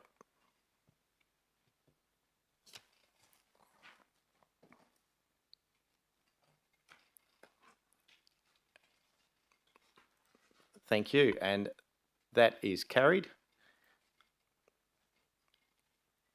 11-2 with councillors Giudice and Lagan voting against, other councillors all voting for. Thank you, councillors. Let's move on to 12.1 CD1. It's been pulled out. Councillor Perkoff as chair of the committee. Thank you, Mayor. I'd like to pass the committee recommendation on page 56, and I do have a note that there is a alt-rec coming from a councillor. I believe. Is there, who'd like to second this? No, Deputy Mayor will second it. And you're opposed, Councillor Thornton, or questions? I have questions, but I've also got an alt-rec. So you're opposed. Submitted. Right. Yep. So let's go to Councillor Perkoff. Nothing to add at this time, Mr Mayor. Deputy Mayor. Again, this was discussed at length at committee. Thank you. Over to you, Councillor Thornton. Yes, thank you, Mr Mayor. This survey, the Pulse survey, I believe was a focus on the urban renewal and the entertainment precinct of Scarborough. Now, I believe that the coastal boardwalk component of that survey should be excluded, and the reason being is because that's quite a significant standalone project that the city has put towards, like, a lot of money for that. So that's the reason why I'm going to be opposing that. I've got 6 reasons why we should exclude the Coastal Boardwalk Survey. The Coastal Boardwalk Survey is a key project. It's not a minor proposal. It's a major development that would potentially affect an A-class reserve, a bush forever site. It's also a significant part of the Quindalup dune system. This area is not just any little patch of land. It's one of the last 10% remnant bushlands that we've got in the rest of Perth. 90% of our Swan Coastal Plain has been removed. These remnant bushlands pieces left need to be left as they are. Under the statutory protection through the City of Stirling's Trig Bushland Management Plan, and given these factors, any decision about the boardwalk should not be based on a couple of questions buried in a larger survey. This lacks the depth and context required to fully understand the implications of this project. I believe also there's been a lack of comprehensive engagement because the survey failed to engage with all significant stakeholders. Important groups such as Trig Bushland, Friends of Trig Bushland and the Stirling Environmental Coast Care Group were not consulted as well, nor were the regular and active users of the beach or the volunteers involved in the care and maintenance of the nature reserve. To make an informed decision, we need to ensure that all voices are heard, particularly those most affected by the proposal. Also, I believe that the Feels Like Scarborough Pulse survey, the primary objective of that was to gauge community recognition of urban renewal as appreciated through both the Scarborough Beach Master Plan 2011 and the Scarborough Design Guidelines of 2016. This context is entirely separate from the environmental significance of the Trig Bushland and coastal dune systems, which are protected and managed under entirely different criteria. It is inappropriate to link a development in an A-class reserve and a bush forever site, such as this proposed boardwalk, with a survey that focuses on the Scarborough Entertainment Precinct and urban renewal. I believe also the environmental significance has been overlooked. The survey failed to provide adequate information on the environmental context of the boardwalk. This area is part of a Class A reserve and a bush forever site and contains threatened ecological communities. Any development here would trigger not only state government application for clearing, but also a federal government environmental plan. These are critical facts that were omitted from the survey, leaving respondents uninformed about the true impact of the proposed development. Also, the coastal boardwalk is geographically located in Trig, not in Scarborough. It is not within the Trig Entertainment Precinct or the Scarborough redevelopment area. The attempt to associate this boardwalk with the Scarborough Precinct is misleading and does not align with the intent or focus of the original urban renewal plans. It is important to respect the distinct identity and context of Trig and not associate it with the objectives for the Scarborough urban precinct. We also need to be looking more into the survey, and instead of pursuing proposal that lacks broad support, it could have detrimental impacts. The council should focus on the issues. Sorry, I've lost where I am. The council should focus on the issues that genuinely of priority to the Scarborough community. These include maintaining green spaces, addressing parking concerns, and preserving the natural environment. This survey indicates that these matters should hold greatest importance to these residents, and that's where our focus should be. Yes, 30 seconds. 30 seconds? Okay, so for those reasons above, we should be not supporting that component of the Pulse survey, and it should be a standalone survey because it's a significant project. So we should, in future, make it as such as its standalone project. Thank you. Thanks, Councillor. You are aware there will be consultation on the boardwalk. Yeah, but it was just tacked on to the end, and just like the previous community member Yoko said, she would have actually applied or done the survey had she known that that component was in there. So I think it needs to be its own standalone survey because it's a significant project of the city. Thank you. Councillor Christovich. Thank you very much. Look, just a couple of quick questions. So, like we've got this report here on Feels Like Scarborough, will there be consultation in Trig and North Beach and all of the other suburbs around Stirling, and will there be reports done, but specifically with Trig and North Beach, will the two questions out of the massive survey that was there, will they also be, the boardwalk questions also be on those surveys that community will be able to comment on in Trig and North Beach? Mr Murphy. Thank you for the question, and through the chair. In relation to Feels Like Scarborough, as stated, this is not the comprehensive community engagement related to the boardwalk. I do agree with Councillor Thornton, a comprehensive engagement that hears all voices is imperative. There's obviously huge interest in this significant sort of impact. I'll draw attention to the specific questions is that question 20 was the concept of the boardwalk between Scarborough and Trigg is currently in discovery phase and has not been approved. What is your advice about to the city about the idea? The great thing here is for both people that oppose the boardwalk, they identified that it would destroy the dunes and the natural habitat, but including those people that support the boardwalk actually looked at ensuring low impact on the dunes and the natural environment was in the top 3. So clearly this provides great insights and was the purpose for the question, because we know that bringing perspectives to the table early gives us the greatest chance for those decisions to be owned by as many people as possible. So yes, in terms of moving forward for the formal comprehensive engagement, it's quite clear from council that a question, do you oppose or support, is something that's desired, but we're looking forward to working that through with councillors in a more detailed form before we do that. Thank you. Councillor Christchurch. Thank you. So in terms of, obviously, as I said at the committee, I don't think that those two questions, at least for me, right, they don't have any impact on what my decision may or may not be going down the track. I mean, at the end of the day, we need to go through a thorough process. These obviously weren't my notices of motion that were brought forward, but I'm happy to support them from the point of view of I've spoken to people along that Trigg-Scarborough highway sections saying that we need to do something about that path. We need to widen it. We need to do something. We need to add, pedestrians and bikes and separate them.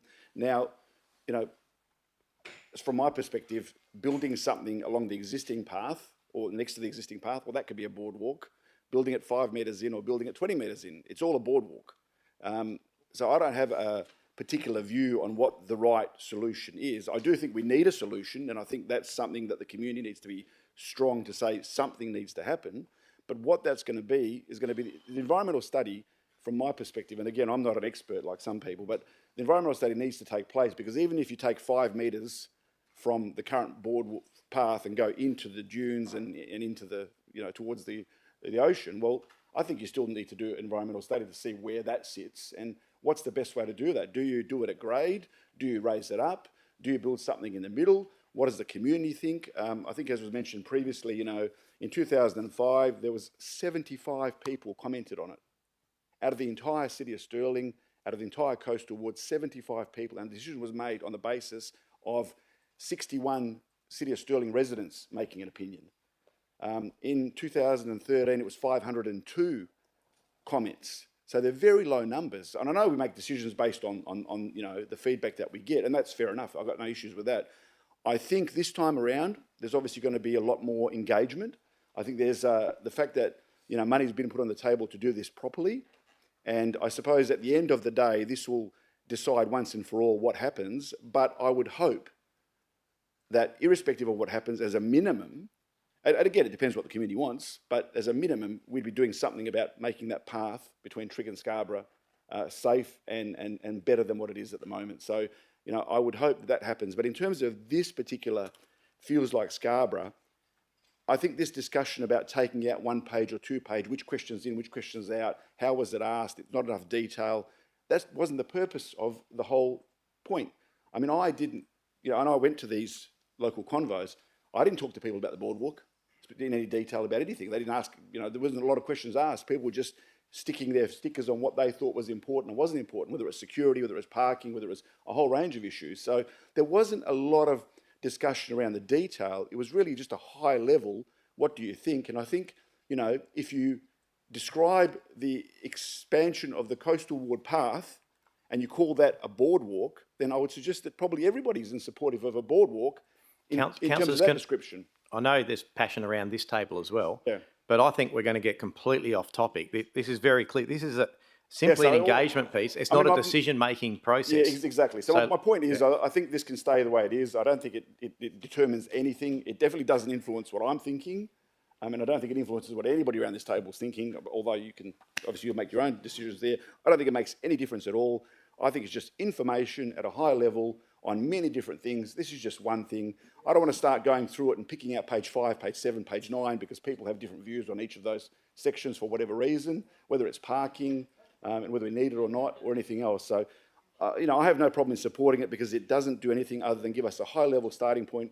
The boardwalk is a completely separate process. It's going to be a lot of money, a lot of time, a lot of effort spent on it, environmental studies, engineering, everything. So, at the end of the day, it depends what the community wants, it depends what the environmental studies come back, and then that's what the council will decide upon. So I can't tell you what even I'm going to vote on it because I have no information. I have absolutely no information other than some people support Coming it, up some to people time, don't. councillor. I'll leave it at that. Yes, it's a survey, councillors. Okay. I think Councillor Lagan, did you indicate, and then I got Councillor Yeah. I just wanted to add, no. Look, the only comment I'd make was, here's a perfect example of asking a wider question to the community that has emotion. Have we seen this before? Quite recently, we did see it. And when I went through this survey, the first thing that jumped out to me was, why is the boardwalk even in this survey? That was the first thing that stood out for me. I get that we need to discuss it. I get this community sentiment around it. But when I look at page 16, I think it is, of the survey, it's number 11 on priorities. It's the 11th thing that people want to deal with. And it's causing in the community a lot of emotion. There's Facebook pages discussing it, and clearly people are getting upset by it. As I said in committee, I've walked on boardwalks in places where they're very suitable, and I'm glad to hear that the council is going to look at this into the future. But I guess my commentary would be, maybe in the future when we do these kind of surveys, we think about what the impact will be when we ask a question that we didn't think about the emotive nature of it, because we did get lots of information out of the survey that was valuable, and I think there's a lot to contribute to the area. But I think this is a very big one that people have emotional concern about, and maybe we could have left that to a later date. Damned if you do, damned if you don't. That's all I can say, councillor. I just want to, because seriously, there's staff here who spend a lot of time organising these surveys. Let's be very frank about this. This survey didn't cause emotion in the community. The fact that there could I would be surprised if it did. The potential of a boardwalk and the council spending money can cause that, but I can't believe a survey would do that. Councillor Ferrante. Okay. I can understand being here. Myself, Councillor Lagan, were here when the last time this came up, and we voted no back then. That said, Councillor, we're not talking about the boardwalk. We've got a survey in front of us. Mr. Mayor. We're talking about ruling a question in or out. That's it. I know there's some people here tonight which I appreciate their viewpoint. What I was going to say is, look, let's give this the opportunity to take a full survey so we fully understand everyone's opinions. Whilst some of the members here tonight or the public were there then, and I understand where they are now, but I also need to understand that's a full survey that goes out. So I'm happy to support the full survey to go out, bearing in mind I know a lot of historic stuff as well. So we look forward to the outcome of the survey, and then we'll go to the next process. Thanks, councillor. Is there any other indications? If not, I will go to councillor Perkoff to close debate. Thank you, Mr. Mayor. Following our mega meeting at Community Resources Committee a couple of weeks ago, I'm surprised that we're still so passionately going off track with this, and I do accept what both sides are talking about when they talk about this one little item within this motion, which is called Feels Like Scarborough Engagement of Outcomes. Look, I've got full confidence, Mr. Mayor, in our community engagement team.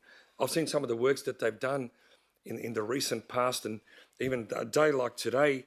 And how many times does it need to be said that the Feels Like Scarborough community engagement was not about the coastal boardwalk engagement? Yes, it appears in there. We understand that. But we keep getting sidetracked constantly to this one thing that everything else in the survey is now disappearing into a void, as if it just doesn't exist. The focus and the fixation, I can understand it, is about the boardwalk and the passion about it. And so, look, I'll just leave it at that, Mr. Mayor. Thank you. And with that closed debate, we have a motion on the table to receive the outcomes from the Feels Like Scarborough engagement. I'll put that to the vote, councillors.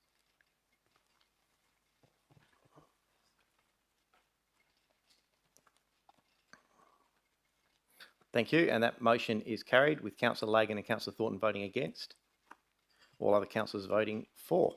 We'll go on to 12.1 CD2, Community and Stakeholder Engagement Policy Review now. Councillor Perkoff as Chair of the Committee. Thank you, Mayor. There is a committee recommendation on page 99, and I'd like to move that. I believe in the memo we might have an alt rec as well. CD2. There's an alt rec, but it doesn't say who it's from. It's in the memo. From an officer? Is this correct? Can I just get clarification from Yes, Mr. please. Murphy? Thanks. Great, thank you. And through the Mayor, yes, there is an alternate recommendation as shown on screen that Council adopts the amended community engagement policy as shown in attachment 4. In response to a series of questions at committee, I have worked with councillors to not only sort of address those, but find a way to amend the policy. That amendment, both track changes and the fully updated policy, is shown in attachment 4 within the agenda. Then can I respectfully suggest that this council, because I haven't even seen this, and I don't think that's normal process for a different policy to come to council that went to committee without anyone asking for it. So can I ask that someone puts a procedural on it to the next? And I think it's the best way to deal with it. Councillor Ferranti moves a procedural motion. Yeah, I'd like to move a procedural if we can. to hold it Seconded over. by the Deputy Mayor. Thank you. And that's procedural to hold it over to the next council meeting. And I'll put that to the vote.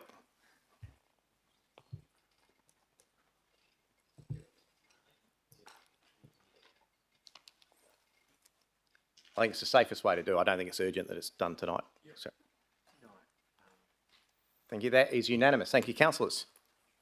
We'll now go on to item 12.1 WF1, the annual fees for upgraded yellow and red lid bins. Gee, I'm away for 4 Thank weeks you, Mayor. and the bins are still here. Where's your bin? Where's your wheelie bin? Councillor Perkoff. So we do have a committee recommendation on page 136, Mr. Mayor, and I do also note that Councillor Proud has an alt rec for us this evening. Foreshadowed. I think if we get a seconder for that, having a look at this one. Is there a seconder for the committee recommendation? Councillor Giudice. Is there anyone opposed? Apologies. What's your second? Let's go the other way. Sorry, Councillor Proud. Oh, no, we need a seconder for. I think if we get the main one, could it? Given that it's only about the price of the bin, I can't see that it's a similar motion by changing the price and cutting stuff out. So, is there a seconder for the Councillor Perkoff's motion committee recommendation? Just for the committee recommendation. Yeah, Councillor Kristovich has seconded that. Then, is anyone opposed? Councillor Proud?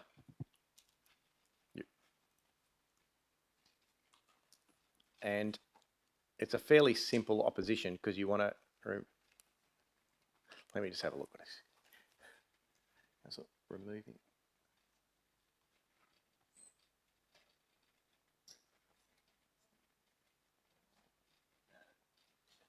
No, you're going to have to explain it because I don't yet. So let's go, it's opposed. So Councillor Perkoff? Mr. Mayor, can I just let it go through to debate, if you don't mind? Yep, that'd be good. Councillor Kristovich? Look, I mean, obviously this was discussed at length during the committee process, and I think, you know, I'm not aware, again, you know, at least in the coastal ward of anyone asking for, you know, free bins or free upgrades or free yearly, you know, scenarios to take place. So, look, I'm happy to support what's up there on that basis. Cost. Oh, I don't know. I don't know. I haven't seen the alt rec. Point of order, Mr. Mayor. I think that's the opposite of what he just said. I haven't had a chance. All I know is I'm confused. Thanks, Councillor. All I know is I hope you do opposite. support this because you just seconded it. Yeah, So- no. Well, look, I'll support. I'm supporting this. I'll leave it at that. Well, good idea. Councillor Proud, would you like to explain what you're opposed to and maybe... Certainly can. So obviously, you can see by the red markings, number one is obviously it's just receiving it. Number two is actually removing totally the $20 fee from the larger yellow bin. But totally making no reference to the red bin, actually ruling that out completely. So happy for the recycling to continue at no extra $20 a year and removing the red bin totally. That's what that's my foreshadow. Right, so it's confusing the way this is written on my screen. So rather than reducing the ongoing yearly fee associated with having a red bin to cost recovery, you don't want that status quo. changed at It all. stays at 150. Right, so it's complete. So it's opposed to this. So the only difference is the red bin, the yellow bin, happy to remove the $20 annual fee. For the bigger yellow bin. For the bigger yellow bin. And leave the red bin for those that want a bigger one at So the difference in the $150 motion per isn't year. the yellow bin, it's just to make sure that people still pay for the red bin. Yep. Yes, at $150 a year, status quo. Yes. I can speak to that at length, but do I need to? Is there... I think just to leave the yellow bin out because it's the same, isn't it? Unless I'm getting myself No, the yellow crossed. bin is getting a removing the $20 Yeah, so annual both fee. motions want to remove the yellow fee because it's a benefit to recycling. Yes. And you've got a reason you don't want to take any fee off the red, so tell us that reason and then everyone will be So clear. the red bin stays at 150, which is pretty cheap when you compare it to the other larger councils. So as everyone can see, the table on page 138, the red bin's number 982.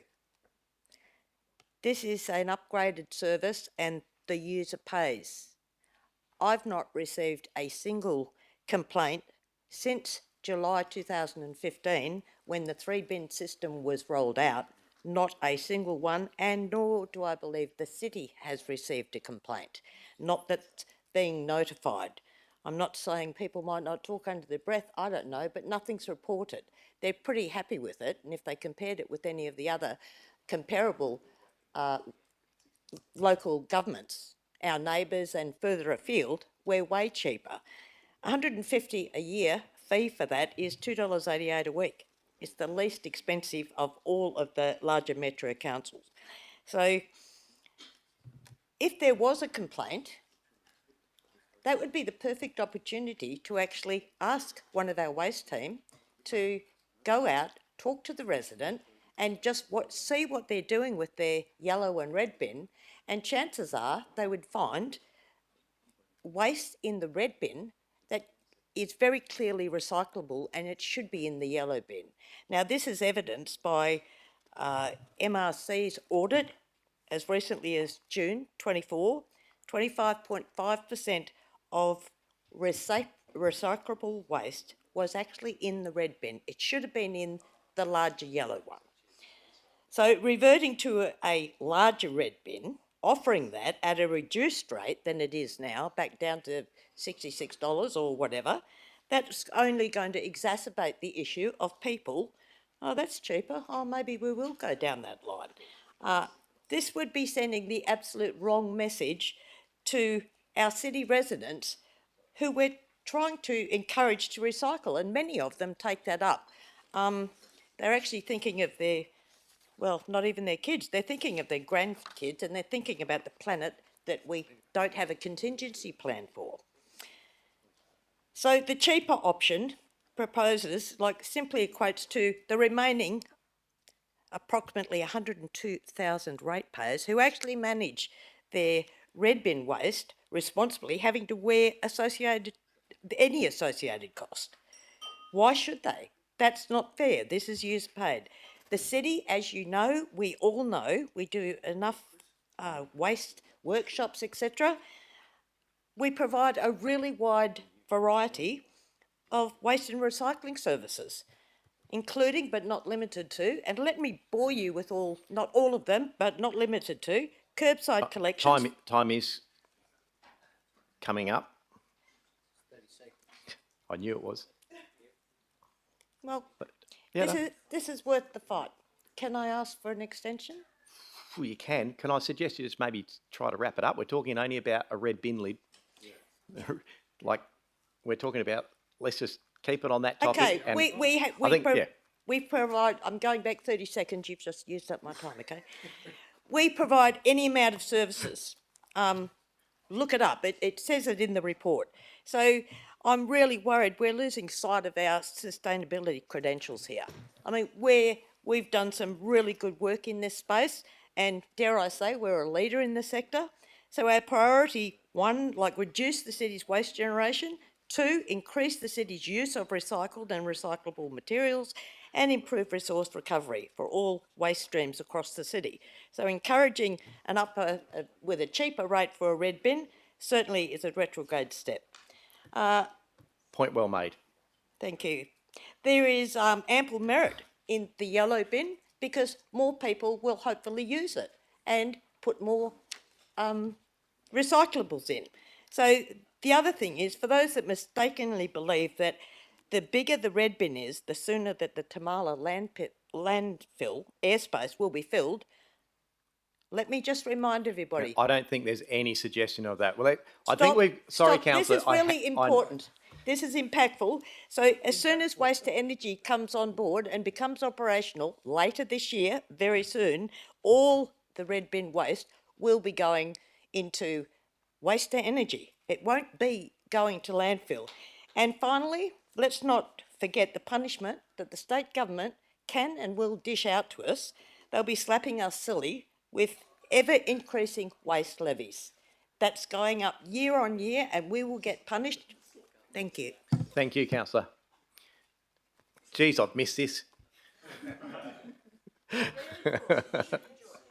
I have Deputy Mayor, then I have Councillor Dudek, and then I have Councillor Lagan. Yes, you've all... Thank you, Mayor Irwin, and great to have you back with us this evening. As far as I'm concerned, first of all, this was discussed robustly at committee, and I 100% support the motion on the board this evening. As a local government, our key focus is and should be roads, rubbish and rates. We have this great big hole just north of here, which has to be filled. In between now and when it gets filled, the state government has been very clear that levies will only go in one direction. The sooner we fill this hole, the better. That's point number one. So our levies will go up the longer we keep this hole open. Number two, it will impact the ability for CRC Council to be able to work with a particular pocket of land that borders on the tip site. So that's another reason why we should look to filling this hole as quickly as possible. And thirdly, the last point I want to make is that we know that Australia is on a downward trajectory with our population. So why would we penalise larger households with more kids by charging more when they require additional ways to remove their waste? To me, this is just being logical. I have a very small family unit and my red bin is completely full every single week. Not only that, but when I forget to take the rubbish out at night and sneak out to throw the last bag in the bin, I see my neighbours sneaking to each other's bins on occasions and popping their waste into other bins that are not quite full. So wouldn't it just be easier for us to do what is expected of us to provide adequate facility to our residents and ratepayers? Thank you. Thank you, Councillor. Mr Murphy, are we able to organise a bin audit? I think we've got the address on file. Councillor, I have got a couple more to go. I can only reiterate, this isn't a debate on everything waste. I'm pretty sure you've all made your mind up. Let's not debate for the sake of it, but I will go to the next. It's about whether you reduce the fee to red bins or not. Yeah. Councillor Lagan, then I've got you, Councillor Dudek. Yeah, thank you, Mr Mayor. Can I just get, we got a very late email just at the start of council. Can officers make some comment about that? Because it does discuss fees for upgraded yellow and red lid bins, and just give us some commentary around what causation this may result in if we do reduce to zero the cost. Ms Plimley? Mr Murphy? Ms Plimley? Yep. Yes, so through you, Chair, the email we sent at the beginning of council was an outstanding question from committee, which was, we have a small number of people paying for a red lid upgrade, as Councillor Proud said, I think 102 households, and we have just around 1,000 upgrades of red bin, so a very small number. The question was, could we divide that and show it on a ward basis, which is what the email does. So in that sense, it doesn't have an impact on the decision. I think the decision to, if the question's the impact of the decision to reduce the cost of the red lid bin upgrade, clearly officers are saying that will reduce recycling. We're already seeing through our bin audits that people are putting recycling into the rubbish bin, and by giving people who don't want to recycle or are not motivated to recycle a larger red lid bin, we just encourage people to throw it all in one bin and we'd reduce recycling. And ultimately that costs us more, as well as being bad for the environment, because disposing of waste, whether it's through waste to energy or landfill, is significantly more expensive than recycling, as well as being bad for the environment. So our clear advice is this has taken us in the wrong direction in terms of behaviour change. We want to encourage people to recycle, Mr Murphy, not I'm discourage. Sorry, Mr. I'm going to have to stop you because I think you're debating. I appreciate it, but I think it's probably just... Councillor Lagan, do you want to finish, or is it just a question? And then we can... Yep, hopefully we can wrap this up soon. Councillor Dudek. Thank you, Mr Mayor. And I will just quickly agree with Councillor Proud. This is worth the fight, so I'm happy to speak on it, and I'm happy that she was able to have her time as well. For me, this isn't about encouraging extra waste or reducing our revenue from the city. It's about recognising that waste collection is a statutory responsibility of local government, and we shouldn't be charging our residents 2.5 times what it costs us to provide this service. Now, for those of you who may happen to venture down Mirrabooka Ave occasionally, other roads in our city, you'll often see filled garbage bags discarded on the side of the road. Now, this I'm sure happens in many other wards, not just my own, but it does happen very commonly in Balga Ward. And I've sent pictures just this week to our officers to have filled rubbish bags picked up just this week. So on this, councillors, the reason I make this point is that the City of Stirling is often already picking up this waste. Just instead of picking it up in one of our residents' bins, we're picking it up off the side of the road. So it's already a cost that we're incurring. And this $60 is based on the fact that it would be all new waste that we're paying to process. I would hazard a guess that we're already processing quite a lot of it through other means. Now, I hear from residents all the time that since the sizes of the bins have been reduced, they never have enough room to fit their family's waste in it. These aren't just any residents, it's often the residents with the largest families as well. And for those of you who don't know, I grew up in a family, I was one of 9 kids, and we always had this problem. I don't want to turn the authorities on my mum, and I was about to order a second bin audit.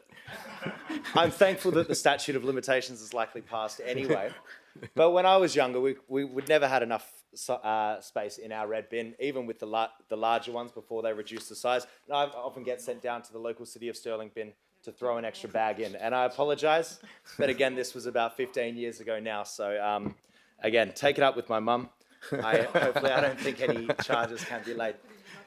Just briefly, as it is, this $150 fee that we have essentially amounts to a tax on large families, who are the people who are most affected by cost of living pressures.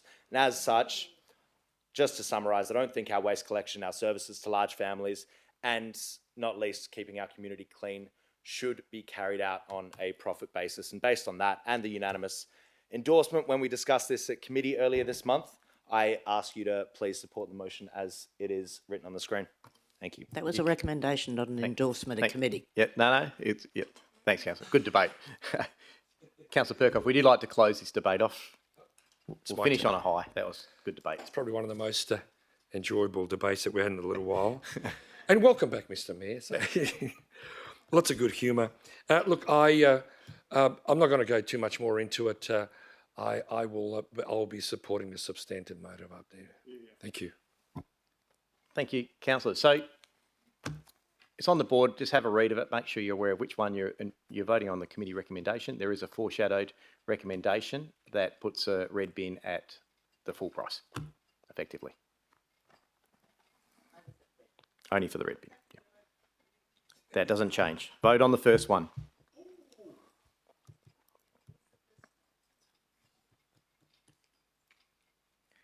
We need Councillor Hatton to vote, I think.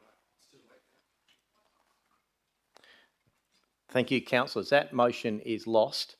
We will now go to the foreshadowed motion. The foreshadowed motion is effectively saying that the red bin is at full price, the yellow bin is a free upgrade. Have I read that right? Yep. I'm just sorry, I'm obviously playing catch up, so I'm just making sure I'm getting it right. So we've got Councillor Proud who will move that foreshadowed motion now, I'm guessing, because it's your motion. Yes? Happy to move my foreshadow. Good. Is there a seconder for the foreshadowed? The Deputy Mayor is happy to second the foreshadowed motion. I don't think we need debate on it. I'm not allowing debate on it. And I will put that to the vote.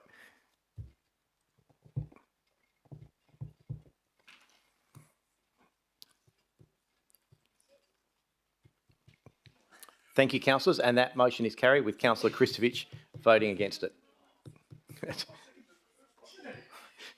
Had to carry it through. Well done, councillors. All right, we are moving on to 12.1 TE2.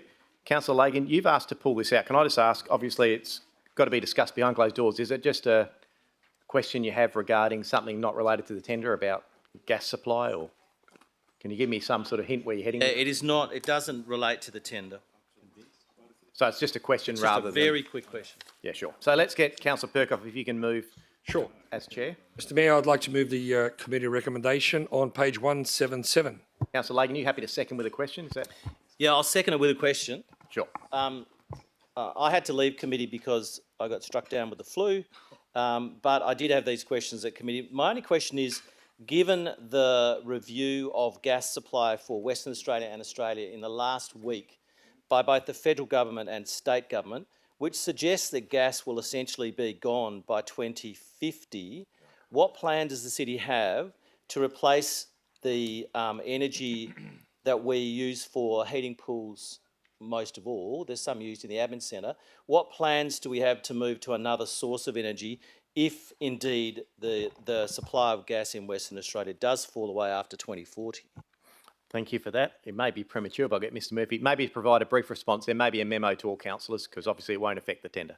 Yeah, through you, Chair. So we have a Sustainable Energy Action Plan, which talks about phasing out gas to alternative sources.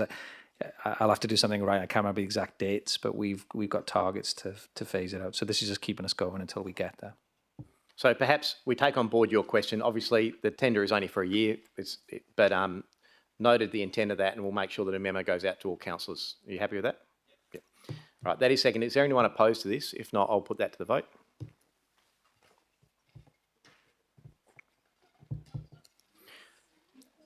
I'm just missing, I think, okay, that is unanimous, noting that Councillor Giudice has left the chamber.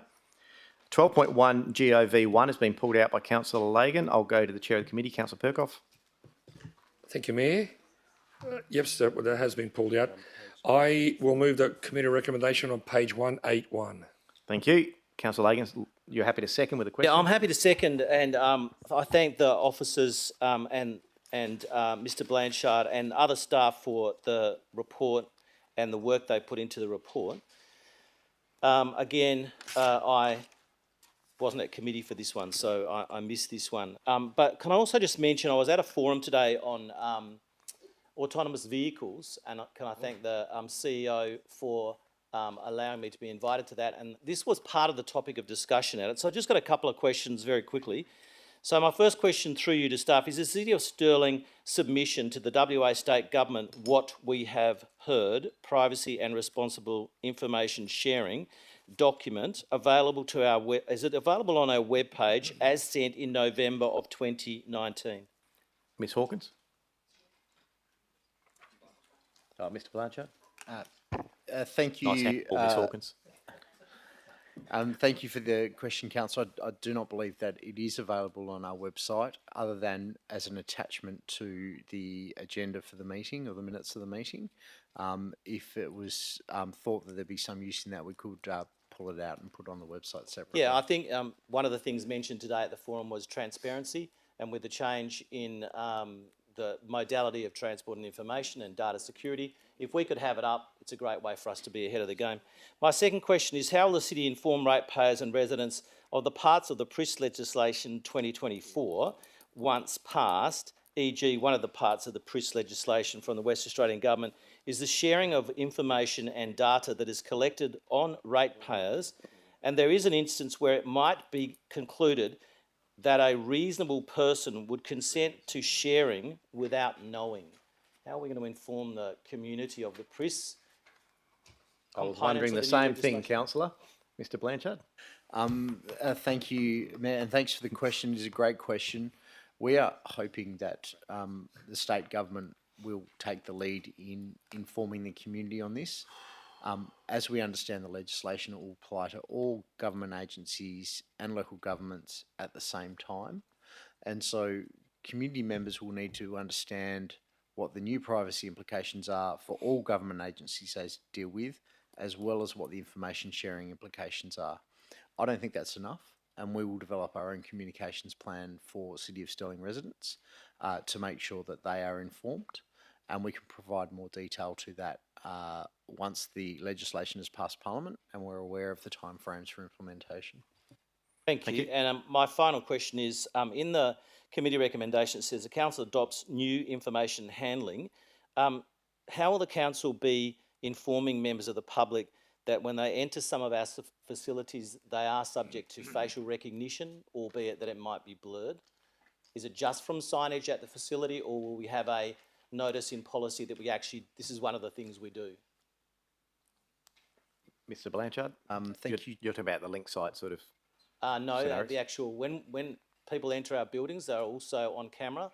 But what I'm suggesting is maybe the signage needs to be much bigger and much clearer because of the legislation suggesting that people need to know before asking, is my data being used? And where is it being used? Mr Blanchard? Thank you, Ms. Chair. There is currently legislation in place relating to surveillance devices that requires anyone who is subject to that surveillance device, including a CCTV camera, to be made aware of it through signage. We currently do. We can have a review of how the city approaches signage for CCTV as we roll out PRIS and our response to it. Yeah, and just my final comment, I commend to everyone on council that they read the meta letter from Mr Zuckerberg. The reason I commend it is that it was discussed today that many of the community don't trust levels of government. They don't trust local on certain things, they don't trust state, and they don't trust federal. And in his letter back to the American committee, he said, I believe the government pressure was wrong when they were pressured to give out private information. And what we need to do in our transparency is making sure that people believe we'll never do that. Thank you. Did you have a question, Deputy Mayor? With your indulgence, Mayor, I just want to make one quick comment on this item. I would like to just thank Mr Blanchard for his work in this instance and on the piece of AI, including, of course, security as well, cyber security. I feel very comfortable with my basic understanding of the AI environment, that we are so far ahead of where most other cities, towns and shires are on the piece of AI, and I just would like to commend all the effort that has been made for through our administration for our residents. Yeah, thank you. Right, so there's no debate on this. So it's moved Councillor Perkoff, seconded Councillor Lagan. I will put that one to the vote. Everyone's back. Yes. That is unanimous. Councillors, I've asked to pull out event sponsorship. Sorry, as I said, I was playing a bit of catch up. In reading through, there's one of the clubs or groups on there that I do believe I have a financial interest in, so I will ask. It's only a small amount in obviously the independent grants process, but I'll ask the Deputy Mayor to come up and chair, so I'm not present for the vote, and I'll leave the chamber.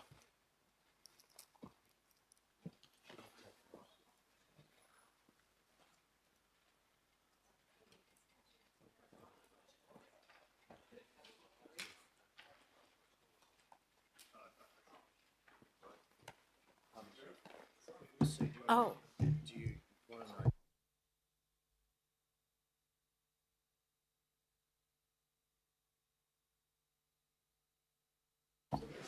Noting that Councillor Criado has also left the chamber, as she has she's left for the wrong item. We're going to call her back in.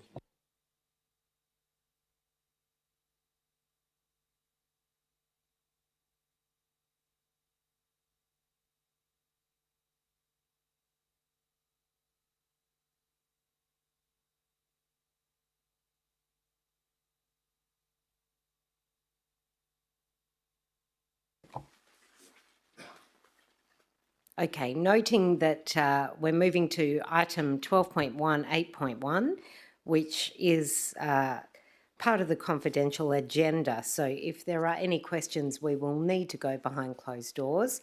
Otherwise, I will move to Councillor Perkov. Thank you, Madam Chair. Can I move the committee recommendation on page 195? Thank you. And Councillor Christosiewicz is seconding. Is there any indication, councillors? There being none, I'll put the item.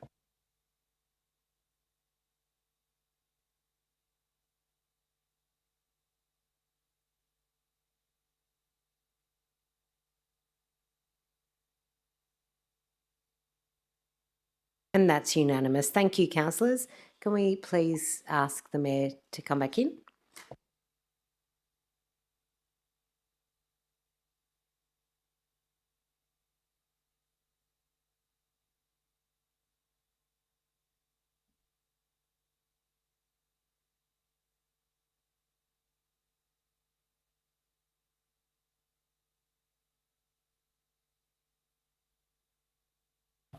Thank you, Deputy Mayor. Obviously well practiced now. Councillor Perkov, would you like to move the balance of the Community and Resources Committee reports, please? Yes, I would, Mr. Mayor. I move the balance of reports as so listed. And Councillor Proud has seconded those, so I'll put all of those to the vote.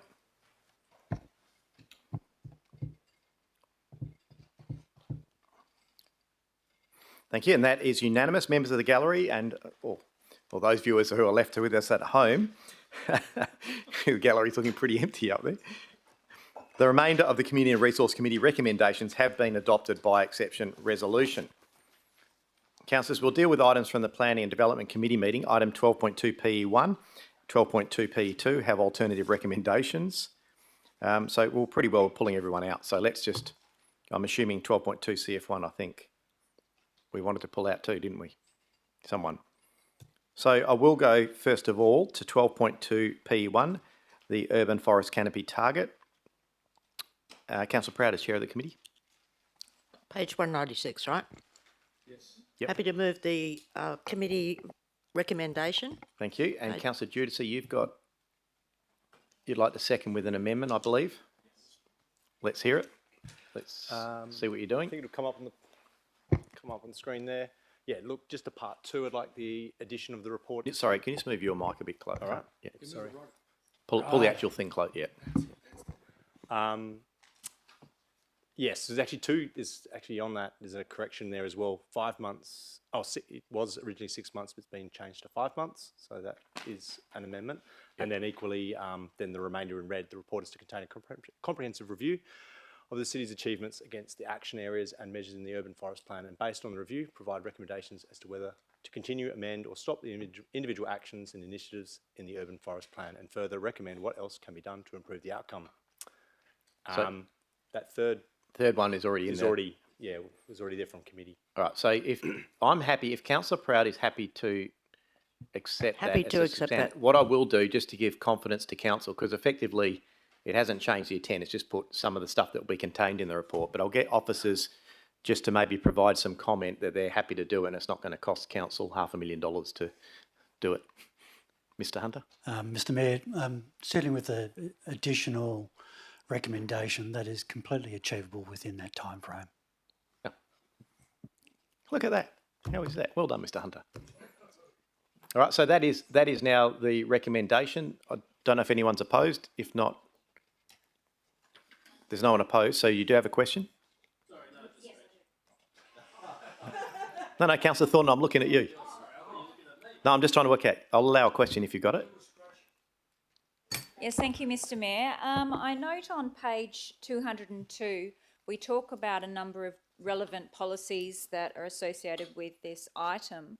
I just want to know if it's intentional that we left out the biodiversity policy, because we mentioned biodiversity a number of times in this policy. Why isn't it considered as well? Mr Hunter? Mr Mayor, it should have been listed. Should have been listed. Just pleasing everyone tonight, Mr Hunter. Very good. So there's no one opposed to this, so I will put this motion. Move Councillor Proud, seconded Councillor Giudice. That is unanimous. Thank you, councillors. 12.2P2, the City Trees Policy. Councillor Perkov, Councillor Proud as Chair of the Committee.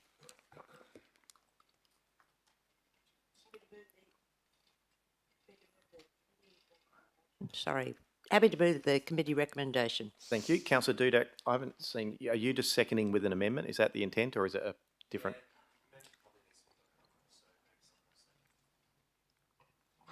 Well, not necessarily. Let's have a look at it so we can see what it is. So, subject to the removal. Right, I see what you're doing. So let's get a seconder for them. Yep, Councillor Hatton is seconding that. I'll get Councillor Dudek to oppose it. Because Councillor Dudek wants to take a couple of things out of it, and we can probably deal with that fairly simply. So I'll go to you, Councillor Proud, as mover. I'm just happy to hear the councillor. Thank you, Councillor Hatton. Happy to hear the councillor. Okay, so you're just put you. So you're opposed, councillor, and if you want to put your amendment, then we'll see if we've got a seconder and we can test it because it's fairly straightforward, I think. Very gracious for hearing me out. Thank you, councillors. Just briefly, just wanted to take away 2 points, and this is in the part of the policy that states what is not justifiable to have a tree pruned or removed. I'm a bit concerned about 2 potential issues that are not justifiable to have a tree pruned over or removed, which is that it causes a nuisance with natural debris production. I think often debris can be dangerous, and it's something that obviously is not always cause for removal of a tree, but is something that should not be specifically stated as it's not justifiable to remove a tree because of, as there's different degrees of this.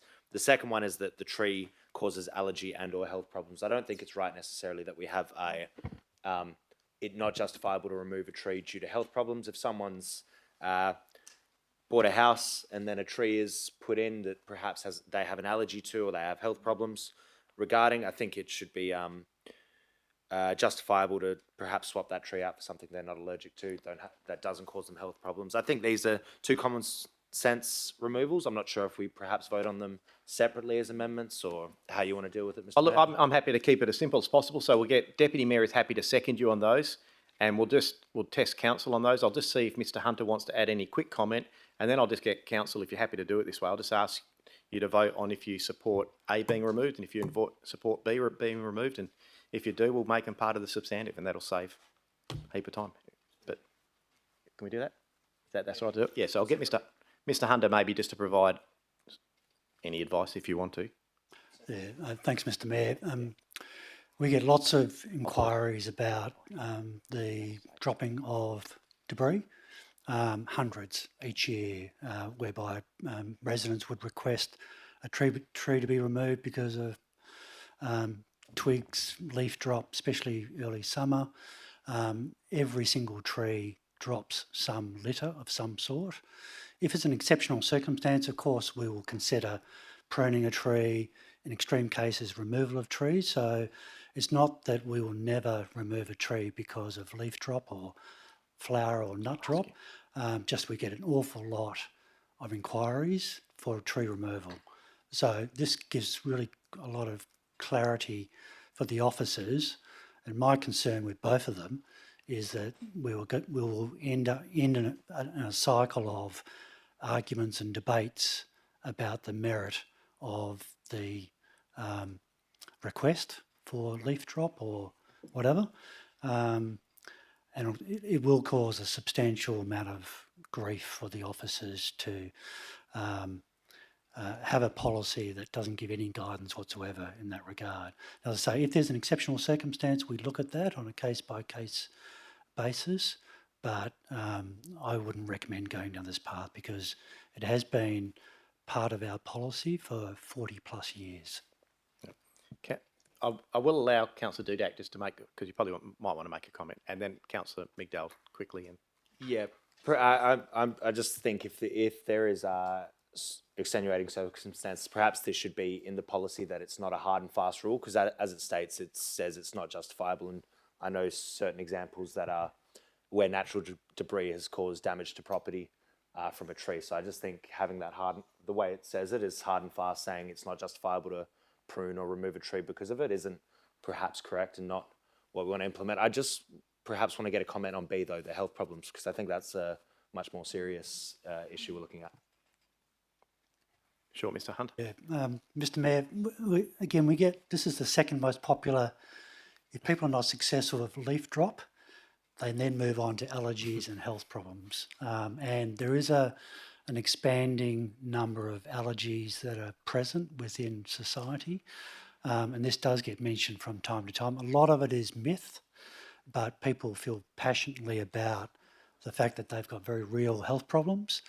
Some of it is perception as well. So again, if there's exceptional circumstances, I can remember one or two instances where the tree wasn't of high value, but there was a very severe health issue with an elderly person, and we did remove a tree in that exceptional circumstance. And like all policy, we take every instance on its merit, and if there's truly an exceptional circumstance, we respond to that. I'll just very briefly respond if I can. I think taking on a merit, we should take this out of the policy. If someone's claiming they have a health issue and it's not found to be justified, then I'd assume we wouldn't remove the tree. If people are getting medical certificates, I understand that perhaps that's an issue. That's more an issue with the medical certificate system and not our own policy, I would guess. And as it's written, having this in our policy is potentially a public relations nightmare if this were to go public. No, happy with that. As I said, as a second, I'll allow Deputy Mayor to quickly say some words, but I don't think this needs debate. I think it's fairly straightforward what we're voting on. I just want to make sure, Mr. Mayor, that everyone is very clear in their understanding of this amendment. I'm just hoping that you've had a look in terms of the policy. So it says, 3.4 says, the city will investigate and respond to all tree pruning and removal requests. However, the following are not considered to be sufficient or justifiable reasons for pruning or removal of city trees. Two of the points under that are the two A and B that we see on the board, right? So here's the thing. Council represents residents. Council represents residents. I have had a situation of one, I have had a situation, actually two of A and one of B, which applied to a whole street where plane trees were planted and several people had allergies, and one particular boy had anaphylactic allergies. I need to feel safe in the policy that it will represent my residents and allow for consideration by the city within our policy to get rid of it if need be. So I really hope you support this amendment, because I feel that it is the best way to enable us, as it has been for 40 years, to represent our residents to the highest and best of our ability. Thank you. It looks like we're going to debate, but It is fairly simple. Councillor Kristovich has been signalling, then I'll go. Yeah, I just wanted to get some clarification, right? So are we basically saying that if someone in the city says the tree's dropping leaves and I don't like it, that we will then remove the tree? Is that what this is? Is it? It's just because at the moment it's saying. Can I summarise? One of the issues with any heads of power, effectively, whether it's a local law or whether it's a policy, essentially you need the main head of power that gives you the ability in circumstances like that to be able to say we're not removing the tree. A good example, recent example, is playgrounds. For example, the petition that was tabled earlier, that already happens. This council has always had a proactive approach where they're not removed unless they present a danger. But if you don't have the head of power to say you cannot do that, then you have no power to say you've got to move anything. That's all this is. It's a head of power. So what the officer's saying is, with this in place, under extreme circumstances it may be considered, there's probably steps in between. This motion is saying remove it, but essentially it means that people can ask to be removed. How's that? Is that right? Mr. Yes, Hunter? so theoretically, from what I've heard, is that point A, trees can be removed if they are causing problems already, but this is just saying you just can't come, everyone can't just come and ask that willy-nilly. And another question, how long have these two items been in the policy, and have there been any issues in terms of to the city? Mr. Hunter? Yeah, I spoke to a long-term employee in Parks, and he says that he started in 1979 and they were in place before that. And just on the point of the Deputy Mayor, in the case of the plane trees that we did put in, we had representation from residents that they did cause allergies and they were removed because it was exceptional circumstance. Just a point of clarification quickly on these, because these are both highlighted in the track changes points. One of them is just the dot point is highlighted. The other one, the tree species causes nuisance by natural reproduction, is all highlighted as a tracked change. Mr. Hunter? It might have just been the wording. Yeah, it's just a wording issue, Mr. Mayor. Just a point of clarification then, I haven't seen anything that's crossed out of changed wording. Mr. Hunter? I can't help you, I haven't got it. Mr. Mayor, I need to have a page number 238. So Councillor Dudak is asking, in the track changes it presents as a new policy item added in.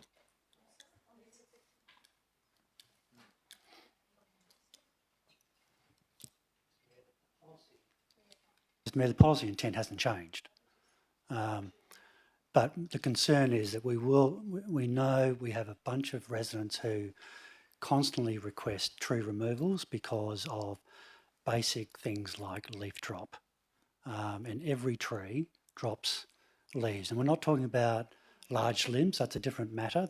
This is not covered in that policy clause. If it's a limb drop, that's a danger situation and that will be assessed. This is the inconvenience of leaves and flowers and bark. Thank you. Councillor Kristovich? Yeah, so I suppose, look, I really can't support A, because if dropping a leaf is going to be inappropriate to have it in there, then you may as well get rid of everything.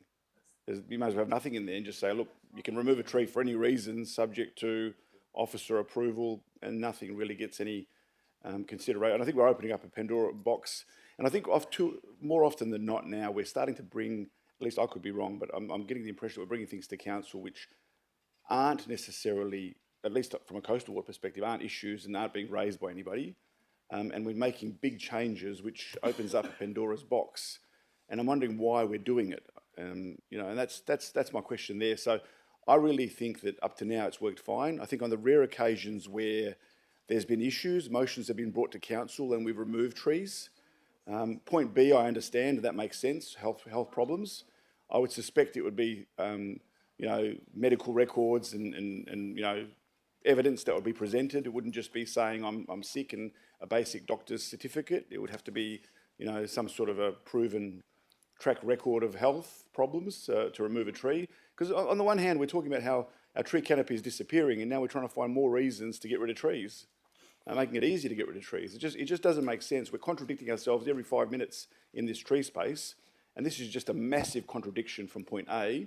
Point B, I can understand. Point A, I cannot understand how a leaf dropping down or a flower or a bit of fruit it could be used as an excuse. Councillors, we're just going over the same ground. Can I? Yeah. Yep. So, I can't support A. Just hear me out. I'm happy if you want to spend another half hour talking about this.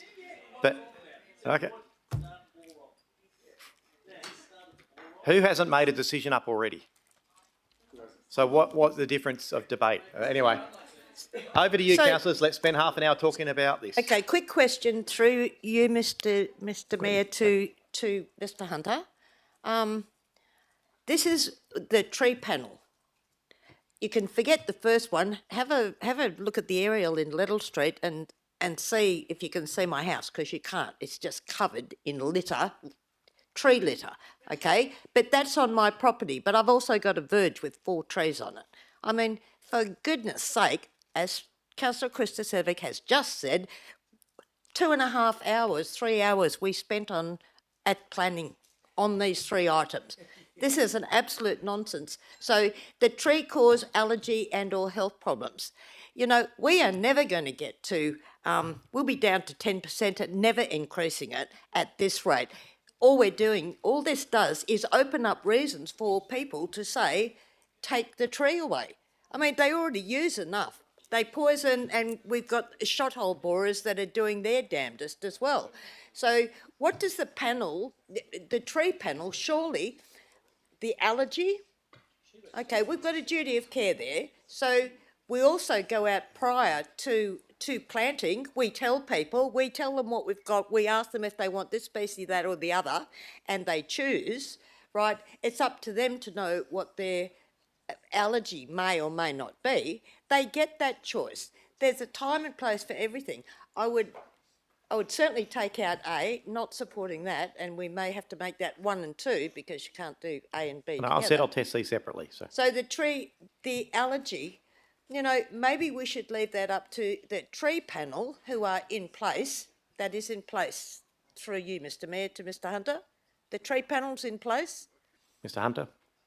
That's part of the policy, Mr. Mayor. So if somebody objects to a decision of an officer or myself, it can be referred to the tree appeals panel. I'm actually talking about if a complaint comes in and they want the tree The answer is gone yes.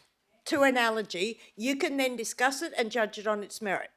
So, you know, due diligence and care, yes, I would support B, and let the panel look after it. Certainly take A out. I mean, do we all want plastic trees that don't drop? Councillor Olo, then I... Thank you, Mr. Mayor. Just a point, we just heard Councillor McDowell saying about a street of London Plains being cut down because of allergies. Removed. Well, removed. I'll rephrase that. But where do we stop? I mean, at the moment, our beautiful bottle brushes are out in bloom. And guess what? Who suffers is me. The minute they start producing those flowers, I am like in no man's land. So where do we stop? You know, I mean, there's going to be trees everywhere. And look, I'm not one to go and cut a tree down. Do I go around the whole of Corrine or all the areas and start cutting all the bottle brushes? No. We've still got to be realistic, and we've got to look at the whole picture. We're looking at a canopy and we're looking at a policy. So I think we might have to word the allergy and maybe get advice from the Asthma Association or something like that, add that to clause item B. Thank you. Thank you. I think, have we got anyone else who'd like to... Seriously. Oh, Councillor Hatton, then Councillor Ferranti, then Councillor Crowder. Thank you, Mr. Mayor. Actually, I'd like to say, Mr. Mayor, this is a huge problem, even though you might not think it is huge. I think of going back in my position earlier in 2015, even when I got contacted by a number of elderly residents in Balcatta and also in Osborne Park, believe it or not, trees in Osborne Park, and mature trees, there are some, and they are having to sweep up their leaves and debris and all that. Elderly people, it was really doing the heads in. Now, nearly 10 years later, I get plenty of complaints about trees causing a nuisance. That word nuisance up there, I mean, I do support the deletion of that. I know the angst it's going to cause, Mr. Hunt and the team. It is a huge thing to remove that. But people need to understand that trees have grown in suburbs over the last 20, 30, 40 years, and they're engulfing some houses in a sense. All right, in Dalkeith, Netherlands, and you grow up with trees, but the houses have actually had the trees grow up around them, and with the southwester winds in summer, it causes havoc. The issue I've got is that there, to me, part B is about tree removal. Part A, which I support the whole lot probably, but part A, it should be about tree reduction. Tree reduction, that is reducing all the nuisance, not getting rid of trees. Now, I know tree reduction means that you might weaken some branches, mature branches and other, but this is where I think the council should be going, relieving the pressure, anxiety for in leaves as well, twigs, branches. We need to reduce the canopy, keep the tree, keep it as healthy as possible. I'm glad this has finally come up. I get to have my chance to talk. On behalf of residents, there's a petition that I put through this chamber just a couple of weeks ago, exactly on this topic. And it's causing havoc to the deterioration of the gutters, deterioration of paving, the extra workload from the drops, and it's across the city. And it's across the city because trees have matured. That's all there is to it. They've grown to a mature state. And I'm not going to get into the debate of we want mature trees. It's not about that. It's about not taking trees out. It's about maintaining them just a little bit differently. Just a little bit differently. So I'll leave it there. I'm really happy that Councillor Dudak has brought up A in particular. And I have experienced issues in backyards with people who have come to me and talked about allergies, and they're crying, actually crying when they're talking. Look at that tree there. Well, look what it's doing to me. So I do have the empathy for B and an interest in it, but part A certainly do have interest in that. Thank you. Thank you. Take me back to Croatia. Councillor Ferrante. Mr Mayor, I'll make a quick example of A. I had a ratepayer who has a swimming pool in his front verge on his property at the front of the home. And unfortunately, one of my good friends, the old Queensland box tree, was continuously dumping nuisance remnants into the pool. I knew you'd bring up the box tree. Further to that, he spent thousands of dollars replacing pumps. We did do site visits, and this clause was looked at. Unfortunately, it was decided that the tree was retained, even though the ratepayer just would like to put 2 trees to replace that one on his front verge. However, the decision was made via this policy that continue on. That said, that poor ratepayer had to sell his house because he was fed up with it. So what I'm proposing that we hold this over for further discussion and we explore a bit further, because there's still a lot of people unhappy to pass this as it is. So I move that we go for procedural to hold this over to the next planning session.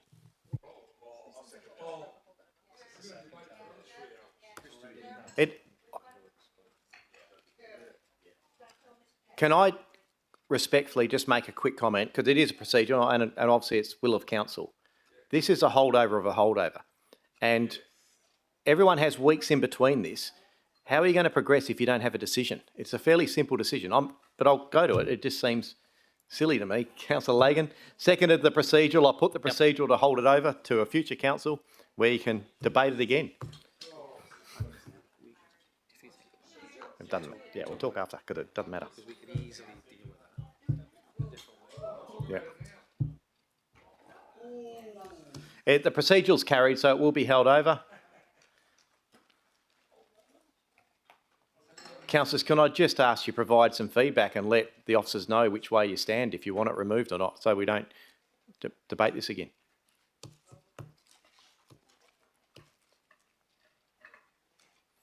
We might even send out a confidential poll or something to you all just to see where it sits or something. But that's the issue, is without a decision, it's like the policy isn't broken. There's two little items that were going to be either removed or not removed. 12.2 CF1, tree retention on private land. Councillor Proud as chair of the committee. Move the committee recommendation, but can I ask that we vote individually, each item, please? Yeah, I noted that from the committee, so happy to. Councillor Lagan, you're happy to second? Is it Second, if I need to make comment, I will. all right? Is there anyone opposed, considering that we'll put these all separately? You can, so they'll all be put separately. You can either vote for or against.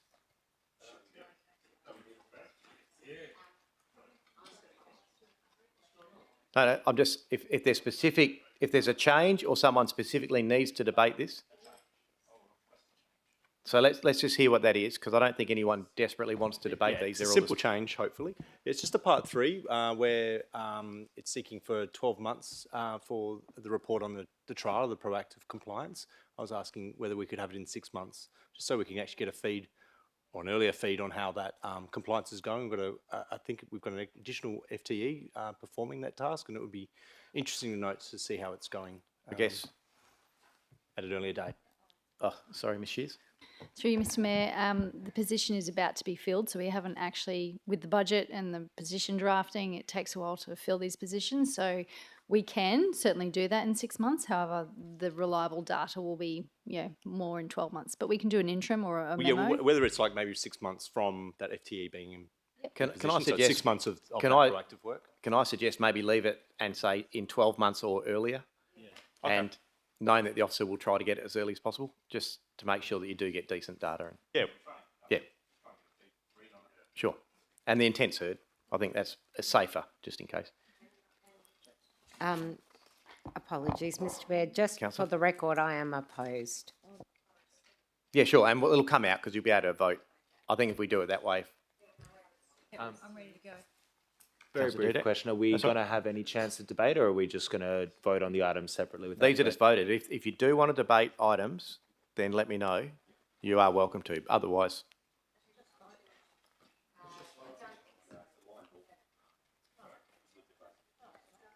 all right. So there's no one wants to debate. So just a question, Councillor Lagan. Yeah, through you, Mr Mayor. My question is that, firstly, are we going to split these and vote on them all separately, 1, 2, 3, 4? Yes. As I've said 4 times now, I think. Yeah, good to clarify. And my second question through you is, due to the discussion at committee, I'm assuming all elected members are aware there's nothing in any of the documentation that is taking away private ownership rights. Yes. So, no, I understand. Look, the intent of this is some councillors are worried about private property rights, and that will come out in the voting, I think. Yep. So, yeah.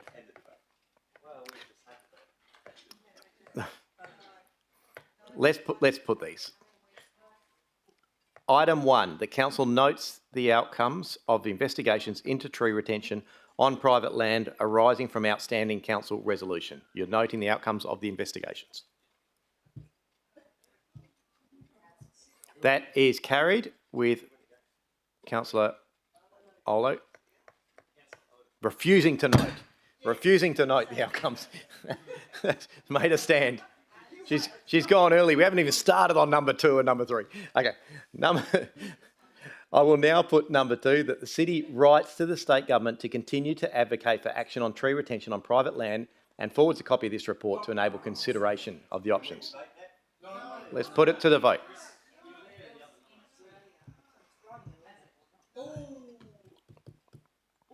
That is lost. There's no casting because it's lost. So, for Councillor Crowdo, Giudice, Lagan, Proud, Thornton and myself, against Councillor Dudek, Ferranti, Hatton, Kristovich, Migdale, Olo and Perkoff. The intent of your vote against is clear. I know you wanted to make it really clear because you wanted to debate it, but it's clear why you don't want that. You don't want to impede people's private property rights. Would that be a fair summary? Just saved an hour of debate. Good. Item 3. Item 3, that a report be presented to Council in 12 months or earlier, providing the outcome of the trial of the proactive compliance approach to tree retention and planting. So a report coming back to council. So we'll vote on number 3 now. We're voting on them all, council.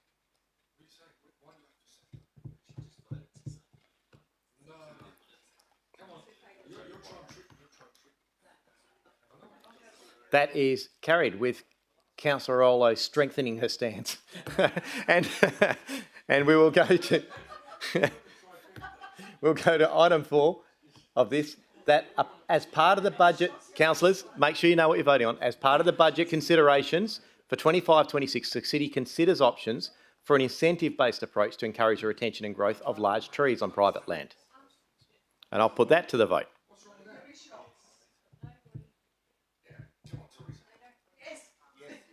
Remembering that you will still have a chance at budget considerations to determine that. It is for budget consideration.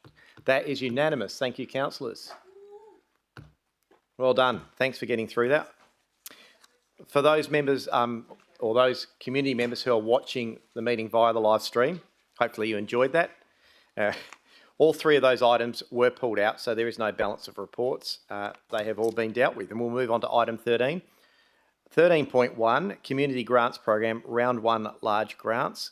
I'll just wait a minute. Councillor Corrado will leave the chamber.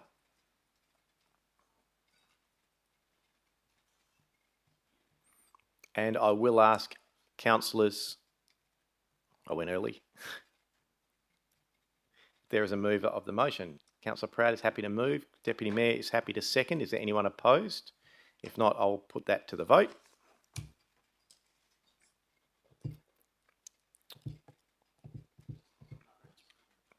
That is unanimous. Thank you, councillors. We can ask Councillor Corrado to come back in. If Caitlin, if I can ask Caitlin on the end there, would you mind? Oh, it's all right. Too slow. That's all right. There's someone deep. Let's get Councillor Corrado back in.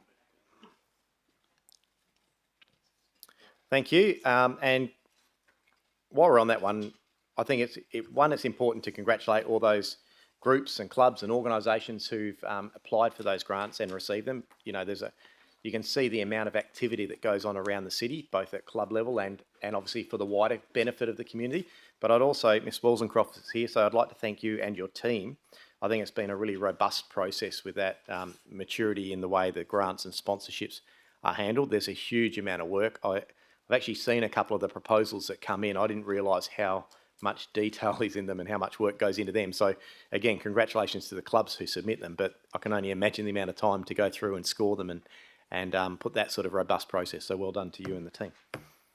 Item 4, notice of motions for consideration. I have Neil. Item 15, notice of motion for consideration at the next meeting. I have Neil. Item 16, questions by members, of which due notice will be given. Nil, 17 nil, 18 nil. I know you're trying to 19 rush closure through. of the meeting. You're still in holiday mode, but I do have 2 motions. Thank you, Mr Mayor. I'd like to move for next council and beyond. I tried to get it closed. I was trying to race him to close. Oh, really? Something different for once. Councillor Ferranti, item 15, you have a notice of motion for the next meeting. Yes, a report be presented to the future council meeting regarding the intersection of Wordsworth Avenue and Alexander Drive, Yokine, providing potential options of engineering solutions with approximate costings for suitable traffic controls, allowing for better flow of park users and improving safety of residents exiting and entering Wordsworth Avenue. The other one is that the city prepares a shopping trolleys local law, considering more effective legislation in place within other Australian states, which provides for more improved regulation of shopping trolleys being removed from shopping centres, more timely removal of abandoned shopping trolleys and increased penalties based on the extent and nature of non-compliance, excluding small business operators. Thank you. I think that one's been done, but...